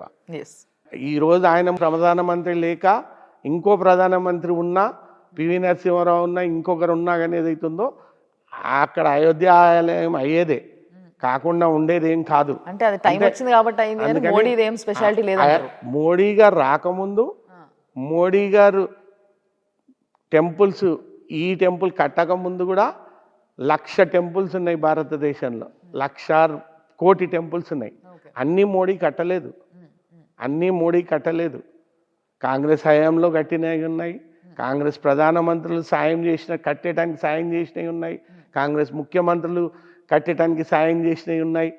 కానీ టెంపుల్ కట్టిన కాబట్టి మీరు ఇంకొకరికి ఓటేసే ఆలోచన కూడా ఉండకూడదు అని చెప్పి నిత్యం ఏదైతుందో టెంపుల్ను దేవుణ్ణి మార్కెటింగ్ ప్రమోషన్కు వాడుకునడము అత్యంత దుర్మార్గకరం. దేవుడు ఏదైతుందో దీన్ని చాలా దుర్మార్గంగా పరిగణిస్తాడు. ఎందుకనంటే దేవుణ్ణి మార్కెటింగ్కు ప్రమోషన్కు వాడుకుంటారా ఎవరన్నా? దేవుడు అనేది పర్సనల్ విషయం. ఇప్పుడు నేను రోజు పూజ చేస్తానండి, 10 నిమిషాలు ఎంతో పూజ చేస్తాను, మీరు అరగంట చేయొచ్చు. బండి సంజయ్ గంట చేయొచ్చు, నాకు తెలియదు ఎంతసేపు చేస్తాడు. కానీ బండి సంజయ్ ఆయన ఇంట్లో ఉన్న పూజా గదికి పోతే, ఆయన టెంపుల్కు మహాశక్తి టెంపుల్కు పోతే, ఆయన బయట ఊర్లో పోయిన కాడ ఇంకొక టెంపుల్ పోతే, ఎంత సోషల్ మీడియా టీమును పెట్టుకొని తీన్మార్ బ్యాచ్ను పెట్టుకొని ఆ ఫోటోలన్నీ తీసుకొని మనం ఇలా దండం పెడితే ఆయన ఇలా దండం పెట్టి అదే ఫోటోలు ఏదైతున్నదో మొత్తం సోషల్ మీడియాలో, ఫేస్బుక్లో, ఇన్స్టాలో ప్రదర్శిస్తూ ఉంటే, కొన్నిసార్లు షర్ట్ తీసేసి రుద్రాక్షలు అన్నీ వేసుకొని, ఇది మార్కెటింగ్ ప్రమోషన్ కాకపోతే ఏంటండి? ఒక మనిషిని పొట్ట మీద కొడతాడు, నిత్యావసర సరుకులు పెంచుతాడు, వానికి రోడ్డు సదుపాయం చేయడు, ఊర్లో వాని పిల్లల ఎడ్యుకేషన్కు ఏ రకమైన సాయం చేయడు, సాగునీటికి సాయం చేయడు, తాగునీటికి సాయం చేయడు, పొట్ట మీద కొడతాడు. కొట్టి నిన్నేదైతుందో తిరుపతి తీసుకుపోయి దర్శనం చేయిస్తా, నీకు ఆ పూజాఫలం ఇస్తా, నువ్వు నాకు ఓటేయి అంటాడు. అదేమన్నా అర్థం ఉన్న పనేనానండి? ఇది ఏ మార్కెటింగ్? నాకు యాక్చువల్గా మీరు ఇందాక అన్నప్పుడు కూడా నాకు అనిపించింది, బట్ ఐ లెఫ్ట్ ఇట్. ఇప్పుడు మళ్ళొకసారి మీరు అన్నప్పుడు యాదొచ్చింది నాకు. దంచి కొట్టే స్పీచ్లు ఇచ్చి తీన్మార్ బ్యాచ్కి ప్రొఫెసర్గా ఉన్నంత మాత్రాన నాయకుడు అయిపోతాడా అనేది మీ ప్రశ్న ఉండే. డౌట్ ఏముంది? బట్ నిజానికి చెప్పాలంటే మీరు కేసీఆర్ గారి విషయం మాట్లాడినప్పుడు వాక్చాతుర్యం ఉంది అని అన్నారు. ఆయన కూడా దంచి కొట్టే స్పీచ్లు ఇచ్చే యాక్చువల్గా చెప్పాలంటే అంత పెద్ద నాయకుడు అయ్యిండు, దాంట్లో డౌటే లేదు. సో మరి ఈ కంపారిజన్ ఉందంటారా, లేకపోతే ఈ కంపారిజన్ ఏమైనా లోపం ఉందా? ఉంది కాబట్టి కేసీఆర్ గారు తెలంగాణ మూవ్మెంట్ను ఆ స్టేజ్కి తీసుకొచ్చినాడు. తెలంగాణ ఆయన సాధించలేదు, కాంగ్రెసే ఇచ్చింది. పార్లమెంట్ దర్వాజాలు బంద్ చేసి ఇచ్చింది. అండ్ మా పార్లమెంట్ మెంబర్స్ పొన్నం ప్రభాకర్ లాంటి వాళ్ళు పోరాడి సాధించినారు. కానీ ఒక్క నిమిషం సార్, ఇక్కడ టాక్ అది కాదు అంటే, బయట టాక్ కూడా కాదు అది, అది యాక్చువల్గా విత్ ప్రూఫ్స్ ఏంది అని అంటే, నేను పార్టీని విలీనం చేసి నేను కాంగ్రెస్లో కలిసిపోతా అని చెప్పి ఈయన మాట్లాడుకున్న తర్వాతనే సోనియమ్మ ఇచ్చింది. కానీ తర్వాత కేసీఆర్ గారు హ్యాండ్ ఇచ్చిండ్రు అనే విషయం బయటికి వచ్చింది. సో ఇది కాదంటారు రీజన్, ఓన్లీ ఇవ్వాలనుకుంది కాబట్టి తలుపులు పెట్టేసి కాంగ్రెస్ ఇచ్చింది తెలంగాణ, అందుకే తెలంగాణ వచ్చింది తప్పితే ఇంతమంది ప్రజలు ప్రాణాలు బలిదానాలు ఇవన్నీ వేస్ట్ అంటారా? లెజిస్లేటివ్ ప్రాసెస్, పార్లమెంటరీ ప్రాసెస్ ఒకటి ఉంటుంది కదా రమ్యకృష్ణ గారు. ఎస్, పార్లమెంటరీ ప్రాసెస్లో యాక్ట్ ద్వారా కావాల్సిందే కదా. అవును, యాక్ట్ సాధించింది ఎవరు, దర్వాజాలు బంద్ చేసింది ఎవరు, మెజారిటీ పార్లమెంట్ మెంబర్స్ ఉన్న పార్టీ ఎవరిది, ప్రైమ్ మినిస్టర్కి ఎవరున్నారు, వీళ్ళంతా కాదనుకుంటే తెలంగాణ ఎలా వస్తుంది? తెలంగాణ ఆంధ్ర రాష్ట్రంలో పార్టీ పడిపోతుంది అని తెలిసి కూడా, భారతదేశంలో ఎఫెక్ట్ అవుతుంది అని తెలిసి కూడా, తెలంగాణ ప్రజల మనోభావాలకు అనుగుణంగా ఒక్క మాట కరీంనగర్ సభలో 2009లో నేను తెలంగాణ ఇస్తాను అని చెప్పింది కాబట్టి దానికి కట్టుబడి ఇచ్చింది తప్ప, ఓకే, కేసీఆర్ గారు ఏదైతుందో నా పార్టీ విలీనం చేస్తా అంటే ఆశపడి ఇవ్వలేదు. అంత అవసరం లేదు కాంగ్రెస్కు. కేసీఆర్ లాంటి వాళ్ళు వస్తారు పోతారు.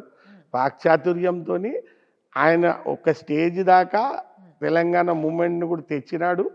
2 సార్లు ముఖ్యమంత్రి కూడా అయినాడు.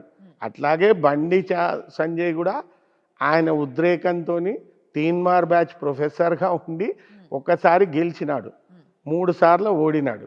రెండోసారి ప్రజలు గెలిపించడానికి రెడీగా లేరు. 100% మొన్న కేసీఆర్ని ఎట్లా ఓడించిండ్రో బండి సంజయ్ని అంతకన్నా చిత్తు ఓడిస్తారు. ఓకే, సో మీ మేనిఫెస్టో అండ్ మీ ప్రిపరేషన్తో పాటు మీ parliament Karimnagar parliament constituency incharge ఉన్న పొన్నం ప్రభాకర్ గారి సపోర్ట్ కూడా చాలా ఇంపార్టెంట్ మీకు. సో ఆయనతోని మీ రిలేషన్ ఎట్లుంటుంది? ఆయనతోని నాకు 40 ఏళ్ళ మిత్రత్వం ఉంది. నాకు తెలిసిన మిత్రత్వంలో ఆయన ఎప్పుడు మాటకు కట్టుబడి ఉండే మనిషి. ఓకే, సో ఆయన ద్రోహం చేసిన మనిషి కాదు ఎవరికి, అభివృద్ధి కాంక్షిస్తాడు. ఆయన పార్లమెంట్లో ఉన్న 5 ఏళ్లలో 850 ప్రశ్నలు వేసినాడు. బండి సంజయ్ 57 ప్రశ్నలు వేసినాడు. ఆయన మాట ఇచ్చినాడు అనంటే తెలంగాణ విషయంలో కూడా ఆ మాటకు కట్టుబడి ప్రైమ్ మినిస్టర్ కాళ్ళు మొక్కినాడు, ప్రెసిడెంట్ కాళ్ళు మొక్కినాడు, ప్రణబ్ ముఖర్జీకి కాళ్ళు మొక్కినాడు, యాసిడ్ దాడికి లోనైనాడు. కానీ తెలంగాణకు కట్టుబడి ఉన్నాడు. అంటే అర్థం ఏంటంటే ప్రతి విషయంలో కూడా ఆయనకు కట్టుబాటు ఉంటుంది, ఆయన ఆ కట్టుబడి ఉంటాడు. మాకు 40 ఏళ్ళకి వెళ్ళి మిత్రత్వం ఉంది అండ్ చాలా మంచి అండర్స్టాండింగ్ ఉంది నాకు ఆయనకు. 100% ఏదైతుందో ఆయన చాలా బిగ్ అసెట్ మాకు కరీంనగర్లో. ఆయన కరీంనగర్ పార్లమెంట్ మెంబర్గా ఉండే, ఆయన మార్క్ఫెడ్, మా తండ్రి గారి తర్వాత మార్క్ఫెడ్ చైర్మన్ అయినాడు. మా తండ్రి గారు మార్క్ఫెడ్ చైర్మన్గా ఎంత అభివృద్ధి సాధించినారో, ఎంత పెద్ద పేరు సాధించినారో, అదే రకంగా పొన్నం ప్రభాకర్ గారు కూడా మార్క్ఫెడ్లో అంతే ఎఫిషియెంట్గా అంతే బ్రహ్మాండంగా పనిచేసినారు. ఈరోజు ఆయన మంత్రిగా కూడా 2 నెలల్లోనే ప్రూవ్ చేసుకున్నాడు. ప్రతి నిత్యం ప్రజలలోనే ఉంటాడు. 24 గంటలు 24/7 పాలిటీషియన్ అండ్ 24/7 ప్రజల మధ్యలో ఉండేట ఆయన. ఓకే, మీరు బాగా పైసలు ఖర్చు పెట్టడంతో పాటు వాటిని తిరిగి సంపాదించుకోవడానికే ఒక నాయకుడు అవ్వాలనుకుంటున్నారు అనే టాక్ ప్రజల్లో ఉంది. అంటే ఇది ఎందుకు వచ్చింది అసలు, ఈ సౌండింగ్ ఎందుకు వస్తుంది అంటారు? మాకు అసలు పైసలు సంపాదించుకునే ఆలోచననే ఉంటే మేము అసలు ఆ ఆలోచన ఉంటే ఇప్పుడు ఈ 50 ఏళ్లలో ఎన్ని అటువంటి మాటలు వచ్చునో, మా కరీంనగర్ పట్టణంలోనే ఏదైతుందో ఒక 50-60 ఎకరాలు ఉండే, మా ఊళ్ళో ఉన్న 1000 ఎకరాలు కాకుండా అది కూడా తరిగి ఇప్పుడు 5 ఎకరాలకు వచ్చింది.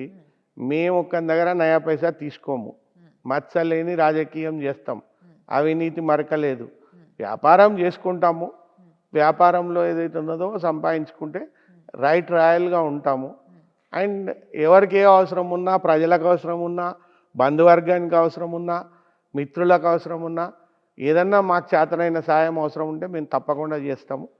అండ్ ప్రజా కార్యక్రమాలకు కానీ అండ్ దైవ కార్యక్రమాలకు కానీ అన్ని రీతిలో మా ఉడత సాయం చేస్తూనే ఉంటాం. మాకు పైసా మీద మోజు లేదు, మాకు పైసా మీద ఆశ లేదు. ఓకే.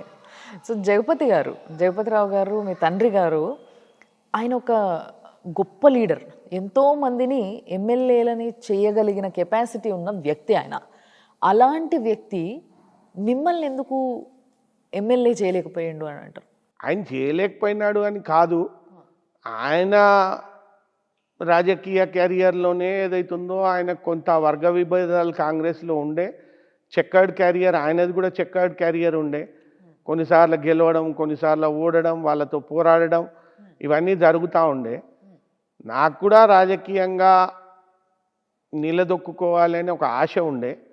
అందుకని ఇంకా నా దారి నేను చూసుకోవడం బెటర్ ఏమో, ఆయన పోరాటం చేస్తున్నాడు కదా, మళ్ళీ నేను ఆయన పక్కకు చేరి అదే పోరాటంలో భాగస్వామ్యం అయ్యి ఇదంతా ఎందుకు అని చెప్పేసి నేను ఒక దారి చూసుకున్నాను, వేరే దారి, అట్లా ప్రయాణం చేయడం జరిగింది. ఓకే. సో మరి ఒకవేళ మీ నాన్నగారి దగ్గర నుంచి ఏమైనా పాయింట్స్ తీసుకోవాలంటే, ఈరోజు యూఆర్ ఆన్ ది ఫీల్డ్ కాబట్టి మీరు ఏ పాయింట్స్ని ఆయన దగ్గర నుంచి ఇన్స్పిరేషన్గా తీసుకొని ముందుకు పోతారు? మా నాన్నగారి ధైర్యం, మా నాన్నగారి సాహసం, మా నాన్నగారి పనితనం, మా నాన్నగారి ప్రజల కోసం సేవ చేసే కాంక్ష, అండ్ మా నాన్నగారి తపన. కరీంనగర్ అంతా నా ఫ్యామిలీ అని ఆయన తపన ఉండేది. ఆయన నాకు ఊకే చెప్పేది చనిపోయే ముందు, నీ భార్య పిల్లలే నీ ఫ్యామిలీ కాదు, కరీంనగర్ అంతా మన ఫ్యామిలీ, అక్కడ పోయి ఉండాలి, అక్కడ మనల్ని ఎంత ప్రేమిస్తారు, ఎంత కాంక్షిస్తారు, ఎంత మనతో ఆప్తులుగా ఉంటారు, కాబట్టి నువ్వు కరీంనగర్లో ఉండాలని ఆలోచన ఉండే ఆయనకు. ఆయన ఆలోచనలకు అనుగుణంగా ఆయన లాస్ట్ ఇయర్ పోయినారు. ఇప్పుడు ఏదైతుందో నేను కరీంనగర్లో ఉండాలని నిర్ణయించుకున్నా. నా చివరి రక్తపు బొట్టు వరకు కరీంనగర్ ప్రజలకు సేవ చేయాలని నిర్ణయించుకున్నాను. అయితే నేను అడగాలనుకుంటున్నది ఏంటంటే సార్, ఫర్ ఎగ్జాంపుల్ ఎప్పుడైనా పెద్దలు చెడించి తర్వాత మేలించమంటారు కాబట్టి ఈ ఎలక్షన్స్లో కూడా కొంచెం ఏమన్నా మీరు అనుకున్నట్టు కాకుండా తారుమారయ్యి రిజల్ట్ మీకు వ్యతిరేకంగా వస్తే మీరు ఏం చేయబోతున్నారు నెక్స్ట్? నేను గెలుపోవటంలతో సంబంధం లేకుండా కరీంనగర్లో ఉండాలని నిర్ణయించుకున్నా. ఓకే. ఫ్యామిలీ పరంగా కూడా నాకు బాధ్యతలు తీరిపోయినాయి, 2 బిడ్డల పెళ్ళిళ్ళు అయిపోయినాయి. ఓకే. కాబట్టి నాకు ఇప్పుడు ఏమి బాధరబందీ లేదు. మా నాన్నగారు లాస్ట్ ఇయర్ వరకు కరీంనగర్లో ఉన్నారు. ఆయన ప్రజల మధ్యలో వాళ్ళ సేవ కోసమే అక్కడనే ఉన్నారు. ఇప్పుడు ఆయన లేరు కాబట్టి ఆయన ప్లేస్ నేను తీసుకొని నేను అక్కడనే ఉండదలుచుకున్నా, అక్కడ ప్రజల మధ్యలోనే ఉంటా. ఓకే. అండ్ అప్పటి నుంచి మనం చాలాసేపటి నుంచి బండి సంజయ్ గారి గురించి మాట్లాడుతున్నాం, బట్ ఇంకొక ప్రత్యర్థి ఉన్నారు మీకు.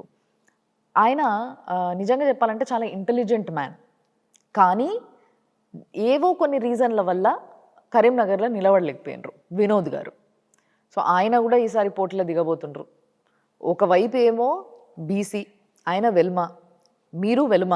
అంటే ఇక్కడ పోటీ మీకు బీసీకి అనాలా లేకపోతే వెల్మాకి అనాలా?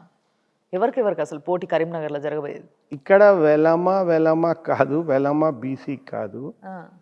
ఇక్కడ పోటీ సపోజ్ నాకు టికెట్ ఇస్తే కాంగ్రెస్ పార్టీ ఎవరికి ఇచ్చినా కాంగ్రెస్ పార్టీ క్యాండిడేట్కు వాళ్ళ టికెట్లు ఖరారైనాయి కాబట్టి బండి సంజయ్కి బోయిన్పల్లి వినోద్ కుమార్ మధ్యలో పోటీ ఉంటుంది.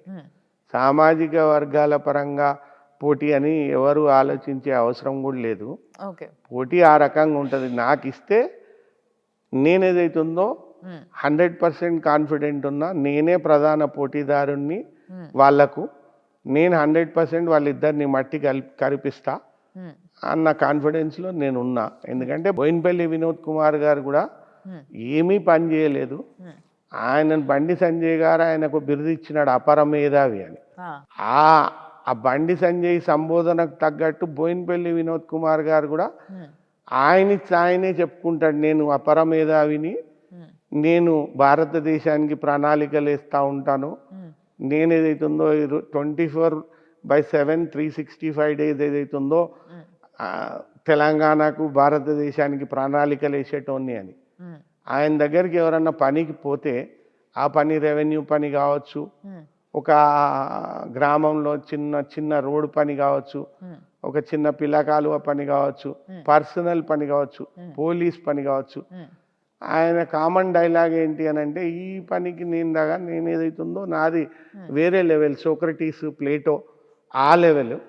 నాది ఆలోచన బాగా పెద్ద ఆలోచన చేసేటోని, నాకు చాలా పెద్ద తలకాయ, కాబట్టి ఇటువంటివన్నీ నా దగ్గర తీసుకురావద్దు అని నవ్వుకుంటూ చెప్పుకుంటారు. బీఆర్ఎస్ వాళ్ళు చెప్పుకుంటారు, ప్రజలందరూ చెప్పుకుంటారు.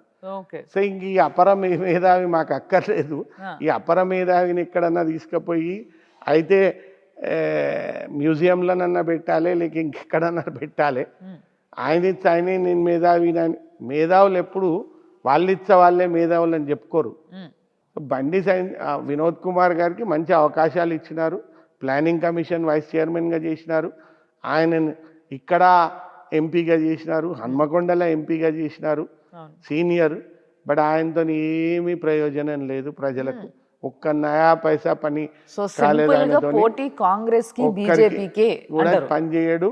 పని చెయ్యని ఖుదే చెప్పుకుంటాడు, నేను ఆ పని చెయ్యను, నేను ఓన్లీ థింకింగ్ మాస్టర్ను, నా బ్రెయిన్ చాలా పెద్దది అని ఆయనే చెప్పుకుంటాడు. కాబట్టి ప్రజలు విసిగిపోయింది లేదు పిక్చర్లో. ఇప్పుడు మీరు మాట్లాడిన దాన్ని బట్టి ఆలోచిస్తే సార్, సింపుల్గా ఒక సింగిల్ లైన్లో చెప్పాలంటే వినోద్ కుమార్ గారికి ఆయన ఓన్లీ మేధావి అని చెప్పుకోవడానికే తప్పితే చెయ్యడు అనేది ప్రజలే అంటుండ్రు. ఓకే, అంటే మీరు మాట్లాడిన దాంట్లో నుంచి నేను తీసుకుంటున్నాను. ఓకే, బండి సంజయ్ గారికి దైవ చింతన తప్పితే డెవలప్మెంటు, ప్రజలకేం కావాలి ఇవేం లేవు అని చెప్పేసి ఆయన కూడా పట్టించుకోవడం అని మీరు అంటున్నారు. రేపటి రోజు ప్రజలు మిమ్మల్ని గెలిపించుకుంటే మీరు ఎలాంటి బిరుదు తెచ్చుకుంటారు? మీకు ఎలాంటి బిరుదు వస్తుంది? సింపుల్గా ఇట్లా ఒక సింగిల్ లైన్లో చెప్పాలంటే. నాకు కోరిక ఉంది, మా నాన్నకున్న బిరుదులు నాకు వస్తే బాగుండని. నేను ఆయన టైగర్ అంటారా? నేను ఆయనకు తగుతానా లేదా ప్రజలు నిర్ణయించాలి, కాలం నిర్ణయించాలి. సో మా నాన్న నాకు ఏం పవర్ ఇస్తారో చూడాలి. జగపతిరావు గారికి 2 బిరుదులు ఇచ్చినారు కరీంనగర్ వాళ్ళు, ఒకటి టైగర్ అనేటోళ్ళు, ఒకటి ప్రజాబంధు అనేటోళ్ళు. సో అటువంటివి నాకు వస్తే బాగుండు అని కోరిక ఉంది, ఆ దిశగా నేను ప్రయాణం చేయాలని కోరిక ఉంది, చేస్తా అన్న కాన్ఫిడెన్స్ ఉంది. భగవంతుని దయ వల్ల పెద్ద ఆయన అక్కడికి వెళ్ళేది అవుతుందో ఒక దీపం లోపల పవర్ నాకు ఇస్తే చేస్తా కావచ్చు అని ప్రజలు దీవిస్తే 100% దానికి అనుగుణంగా నేను ఏదైతుందో వాళ్ళ ఆలోచనలకు అనుగుణంగా ఎదుగుతా కావచ్చు. ఓకే, ఇందాక మీరు మాటలలో పెద్ద అన్నప్పుడు నాకు గుర్తుకొచ్చింది ఇమీడియట్గా, పెద్ద అపరం ఏదో అన్నప్పుడు నాకు గుర్తుకొచ్చింది ఏంటి అని అంటే, కరీంనగర్లో ప్రజలందరూ మామూలుగా పెద్దిల్లు అంటారంట కదా మీ ఇల్లుని. ఎందుకు సార్ దాని వెనకాల ఏంది అసలు? పెద్దిల్లు అంటే చాలా భారీగా ఉంటుందనా కరీంనగర్లో? అంత పెద్ద ఇల్లు లేదా? కాలంలో 1940-50లో కట్టిన ఇండ్లలో అదే పెద్దగా ఉండింది. ఓకే, సో అందుకని ఇంకా దానికి పెద్దిల్లు అని పేరు పోయింది అది కరీంనగర్లో. ఓకే, సో అందుకని కరీంనగర్ అంతా దాన్ని పెద్దిల్లు అనేవారు. ఓకే ఓకే, సో అప్పట్లోనే పెద్దిల్లు ఉండేది కాబట్టి పెద్దిల్లు అనేటోళ్ళు. మరి పెద్ద చెయ్యి అనే టాక్ కూడా ఉంది డెఫినెట్లీ. జగపతిరావు గారి విషయానికి వచ్చేసరికి మీరు ఇందాక మాట్లాడినప్పుడు టైగర్తో పాటు ప్రజాబంధు అయినా, రైట్? సో అలాంటి వ్యక్తి కాబట్టి ఆయనకి చాలా పెద్ద చెయ్యి, ఆయన చెయ్యాలనుకుంటే ఎవ్వరికి వినడు అన్న విషయం కూడా ప్రజల్లో ఉంది. సో మరి పెద్ద చెయ్యి మనస్తత్వం మీకు కూడా ఉందా? అట్లనేనా? చెయ్యి అయితే పెద్దగానే ఉంది కదా. అది కాదు సార్, పెద్ద చెయ్యి అంటే ప్రజలకు పంచుడు సంగతి పెద్ద చెయ్యి ఉంది, సర్వీస్ మాది అందరిది పెద్ద చెయ్యే. పెద్ద ఈ చెయ్యి మీదకి వెళ్ళే 100ల పనులు చేస్తాము, 100ల సాయాలు చేస్తాము, 100ల మందికి భోజనాలు పెడతాము. కాబట్టి ఇది పెద్ద చెయ్యి అని పేరు పోవడంలో ఏం తప్పులేదు. అండ్ మేము గర్వంగా ఫీల్ అవుతున్నాము. ప్రజలు ఏదైతుందో మాది పెద్ద చెయ్యి అనడం ఏదైతుందో అది నిజంగా మాకు ఒక అది చాలా సంతోషం ఇచ్చే విషయమే. ఓకే, దేవుడు మాకు కొంత శక్తిని ఇచ్చినాడు, కొంత స్తోమతనిచ్చినాడు. మేము ప్రజలతో పంచుకోవడంలో మాకు చాలా సంతోషం ఉంటుంది. ఓకే. అండ్ ఎప్పుడైతే తెలంగాణ వచ్చిందో, తెలంగాణ వచ్చిన తర్వాత కొత్త కొత్తవన్నీ కూడా కరీంనగర్లో కనిపించడం మొదలైంది. కొన్ని కొత్త ఫ్లైఓవర్లని కావచ్చు, లేకపోతే కొంచెం సిటీ బ్యూటిఫికేషన్ కావచ్చు, అండ్ కొన్ని వాటర్ థింగ్స్ కావచ్చు. ఇవన్నీ కూడా కరీంనగర్కి వచ్చినప్పుడు వీటిపైన స్పందిస్తూ, ఆ డెవలప్మెంట్స్ పైన స్పందిస్తూ, లేదు దాంట్లో కరప్షన్ జరిగింది అని అంటున్నారు. మీరేమంటారు? కరప్షన్ జరిగింది కాబట్టి జరిగింది అంటున్నారు. స్మార్ట్ సిటీ వచ్చింది కరీంనగర్కి. స్మార్ట్ సిటీలో 15% పర్సెంటేజ్ తీసుకొని పనులు ఇచ్చినారు. పనులు ఏదైతున్నదో చాలా ఇన్ఫీరియర్ క్వాలిటీ పనులు జరిగినాయని అంటున్నారు. దాని మీద యాక్షన్ లేదు. బండి సంజయ్ గారు సెంట్రల్ విజిలెన్స్ కమిషన్కు రిపోర్ట్ ఇవ్వలేదు. మ్యాచ్ ఫిక్సింగ్ చేసుకున్నాడు అని ప్రజలు అంటున్నారు గంగుల కమలాకర్తో. సో గ్రనైట్ విషయంలో కూడా మ్యాచ్ ఫిక్సింగ్ చేసుకున్నాడు అని అంటున్నారు ప్రజలు. సో ఆయన ఏదైతున్నదో ఆయన పట్టించుకోడు. సెంట్రల్ గవర్నమెంట్లో యాక్షన్ తీసుకునే ఛాన్స్ ఉంటే వీళ్ళు ఏదైతున్నదో పందికొక్కుల్లాగా మింగుతారు. ఏ పనులు ఉంటే ఆ పనులల్లో 15%, 20% భూములు ఏదైతున్నదో కబ్జా పెడతారు. ఇప్పుడు 6 కార్పొరేటర్లు అక్కడ అరెస్ట్ అయినారు కరీంనగర్లో ఈ ఎలక్షన్స్ తర్వాత. ఇంకో 6-7 అరెస్ట్ చేయడానికి లైన్అప్ చేసినారు. ఒకళ్ళిద్దరు అయితే సింగపూర్, దుబాయ్లోనే ఉంటున్నారట, వాపస్ కూడా రావట్లేదట. 3 monthsకి వెళ్ళి అరెస్ట్ అవుతామని. సో పేపర్లలో తర్వాత బయట ప్రజలలో చర్చ ఉన్నది. గంగుల కమలాకర్ గారి ఇన్వాల్వ్మెంట్ ఉంది. ఆయన కూడా ఏదైతున్నదో ఆ బుక్ కావచ్చు, కేసు మేయర్ది ఇన్వాల్వ్మెంట్ ఉంది, ఆయన బుక్ కావచ్చు అని. ఇంత అవినీతి జరుగుతూ ఉంటే వీళ్ళు అవినీతి చేస్తూ ఉన్నారు. బండి సంజయ్ కళ్ళు మూసుకొని నిద్రపోతూ ఉన్నాడు కుంభకర్ణులాగా. సో ఈ కరీంనగర్లో ఏదైతుందో అవినీతి జరగడం 100% వాస్తవం. ఇప్పుడు ఈ అవినీతి పందికొక్కులను మొత్తం ఏదైతుందో జైల్లో వేయాలి. మా దగ్గర మోహంతి అని బ్రహ్మాండమైన కమిషనర్ వచ్చిండు. అందరిని ఏదైతున్నదో జైల్లో పెడుతున్నాడు. ఖచ్చితంగా వీళ్ళందరినీ జైల్లో వేయాలి. వీళ్ళ తోలు ఊడవీకాలి మొత్తం మంది. సో మీరు కూడా ఈ ప్లాన్లు ఉన్నారు? 100%. నేనే కాదు, మా ముఖ్యమంత్రి గారు, మా మంత్రి గారు, మా కమిషనర్ గారు, మొత్తం గవర్నమెంట్ అంతా సివియర్ యాక్షన్ తీసుకునేటానికి రెడీ ఉన్నాం. ఓకే. ఓకే.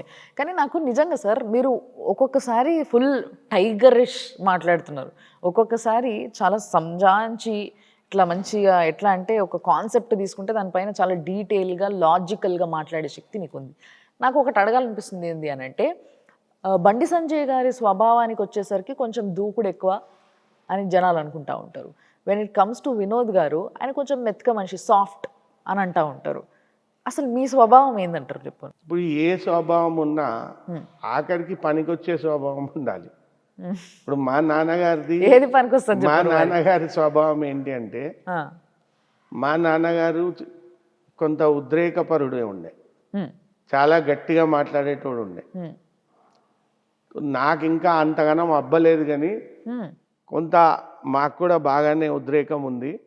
పనులు చేసే కాడ ఆ ఉద్రేకం చూపుతాము, అభివృద్ధి చేసే కాడ ఆ ఉద్రేకం చూపుతాము.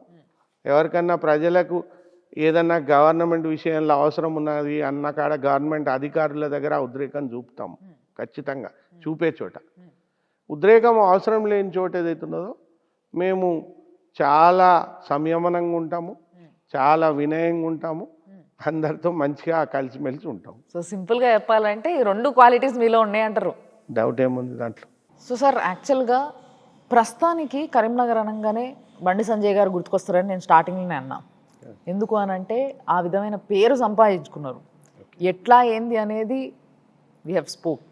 బట్ స్టిల్ ఆయన ఒక పెద్ద లీడర్గా ఎదిగినరు. కానీ మీరు ఒక బలమైన ప్రత్యర్థిగా, ఆయనకి ధీటుగా, నేను స్టార్టింగ్లో కూడా చెప్పిన ఈ మాట, చాలా ధీటుగా ఆయనతో పోరాడి అస్సలు ఈయన కదా క్యాండిడేట్ అనిపించుకునే స్టేజ్కి మీరు ఎదుగుదాం అనుకుంటున్నారా? ఎట్లా దానికి అసలు what you gonna do for that? Bandi Sanjay పెద్ద లీడర్ అయ్యాడు రాజకీయంగా అన్నది వాస్తవం. ఎందుకంటే డెసిగ్నేషన్ పరంగా ఎంపీ అయ్యాడు కార్పొరేటర్ స్థాయి నుండి. అవును. దాని తర్వాత రాష్ట్ర అధ్యక్షుడు అయ్యాడు. దాని తర్వాత నేషనల్ జనరల్ సెక్రటరీ అయ్యాడు. అంత మాత్రాన బండి సంజయ్ చాలా పెద్ద లీడరు, నేను ఆయనని మట్టి కరిపిస్తే జాయింట్ కిల్లర్ను కాదు. బండి సంజయ్ ఏదైతున్నదో ప్రజలతో సంబంధాలు లేవు, ప్రజలకు పని చేసిన ఉదంతాలు లేవు, ప్రజల మధ్యలో తిరిగిన ఉదంతాలు లేవు, ప్రజలను పట్టించుకున్న ఉదంతాలు లేవు. సో నేను బండి సంజయ్ని మట్టి కరిపిస్తే డ్వార్ఫ్ను మట్టి కరిపించినట్టు అంతే. Okay okay. సో యాక్చువల్గా మిమ్మల్ని ఎట్లయితే పొలిటికల్ టూరిస్ట్ అంటున్నారో సేమ్ వే వినోద్ గారిని కూడా ఆయన నాన్ లోకలు, ఆయన జస్ట్ గెస్ట్ అంటున్నారు. దానిపైన మీ అభిప్రాయం ఏంది, అసలు మీరు ఏమంటారు? వినోద్ కుమార్ గారు హన్మకొండ వాస్తవ్యుడు, లిటరలీ స్పీకింగ్ నాన్ లోకలే. ఓకే. హన్మకొండకి వెళ్ళి పార్లమెంట్ కూడా గెలిచినాడు ఇంతకు ముందు. బట్ వినోద్ కుమార్ గారు వచ్చి 2014లో కంటెస్ట్ చేసి కరీంనగర్ ప్రజలను గెలిపించినారు. 2014లో కంటెస్ట్ చేసినప్పుడు కూడా వినోద్ కుమార్ గారికి ఈ అపవాదం ఉంది, ఏంటి అంటే ఈయన నాన్ లోకలు అని. ఈ నాన్ లోకల్ అన్న తర్వాతనే కరీంనగర్ ప్రజలను గెలిపించినారు ఆల్రెడీ. రెండో ఎలక్షన్ కూడా 2019లో కొట్లాడినాడు బండి సంజయ్ మీద. అప్పుడు కూడా ఈ వాదన వచ్చింది నాన్ లోకల్. ఆయన రెండో ఎలక్షన్ కూడా కొట్లాడినాడు. ఆయన చెప్పినాడు, నేను మిషన్ హాస్పిటల్లోనే పుట్టినాను నాలాగా. ఎందుకంటే వినోద్ కుమార్ గారి తల్లి కరీంనగర్ వాస్తవ్యురాలు, పెళ్లి చేసుకొని హన్మకొండకు పోవడం జరిగింది. అట్లా హన్మకొండ వాస్తవ్యుడైనాడు. ఈ మూమెంట్లో ఆ నాన్ లోకల్ విషయము బండి సంజయ్ గారు లేవనెత్తడము హాస్యాస్పదం.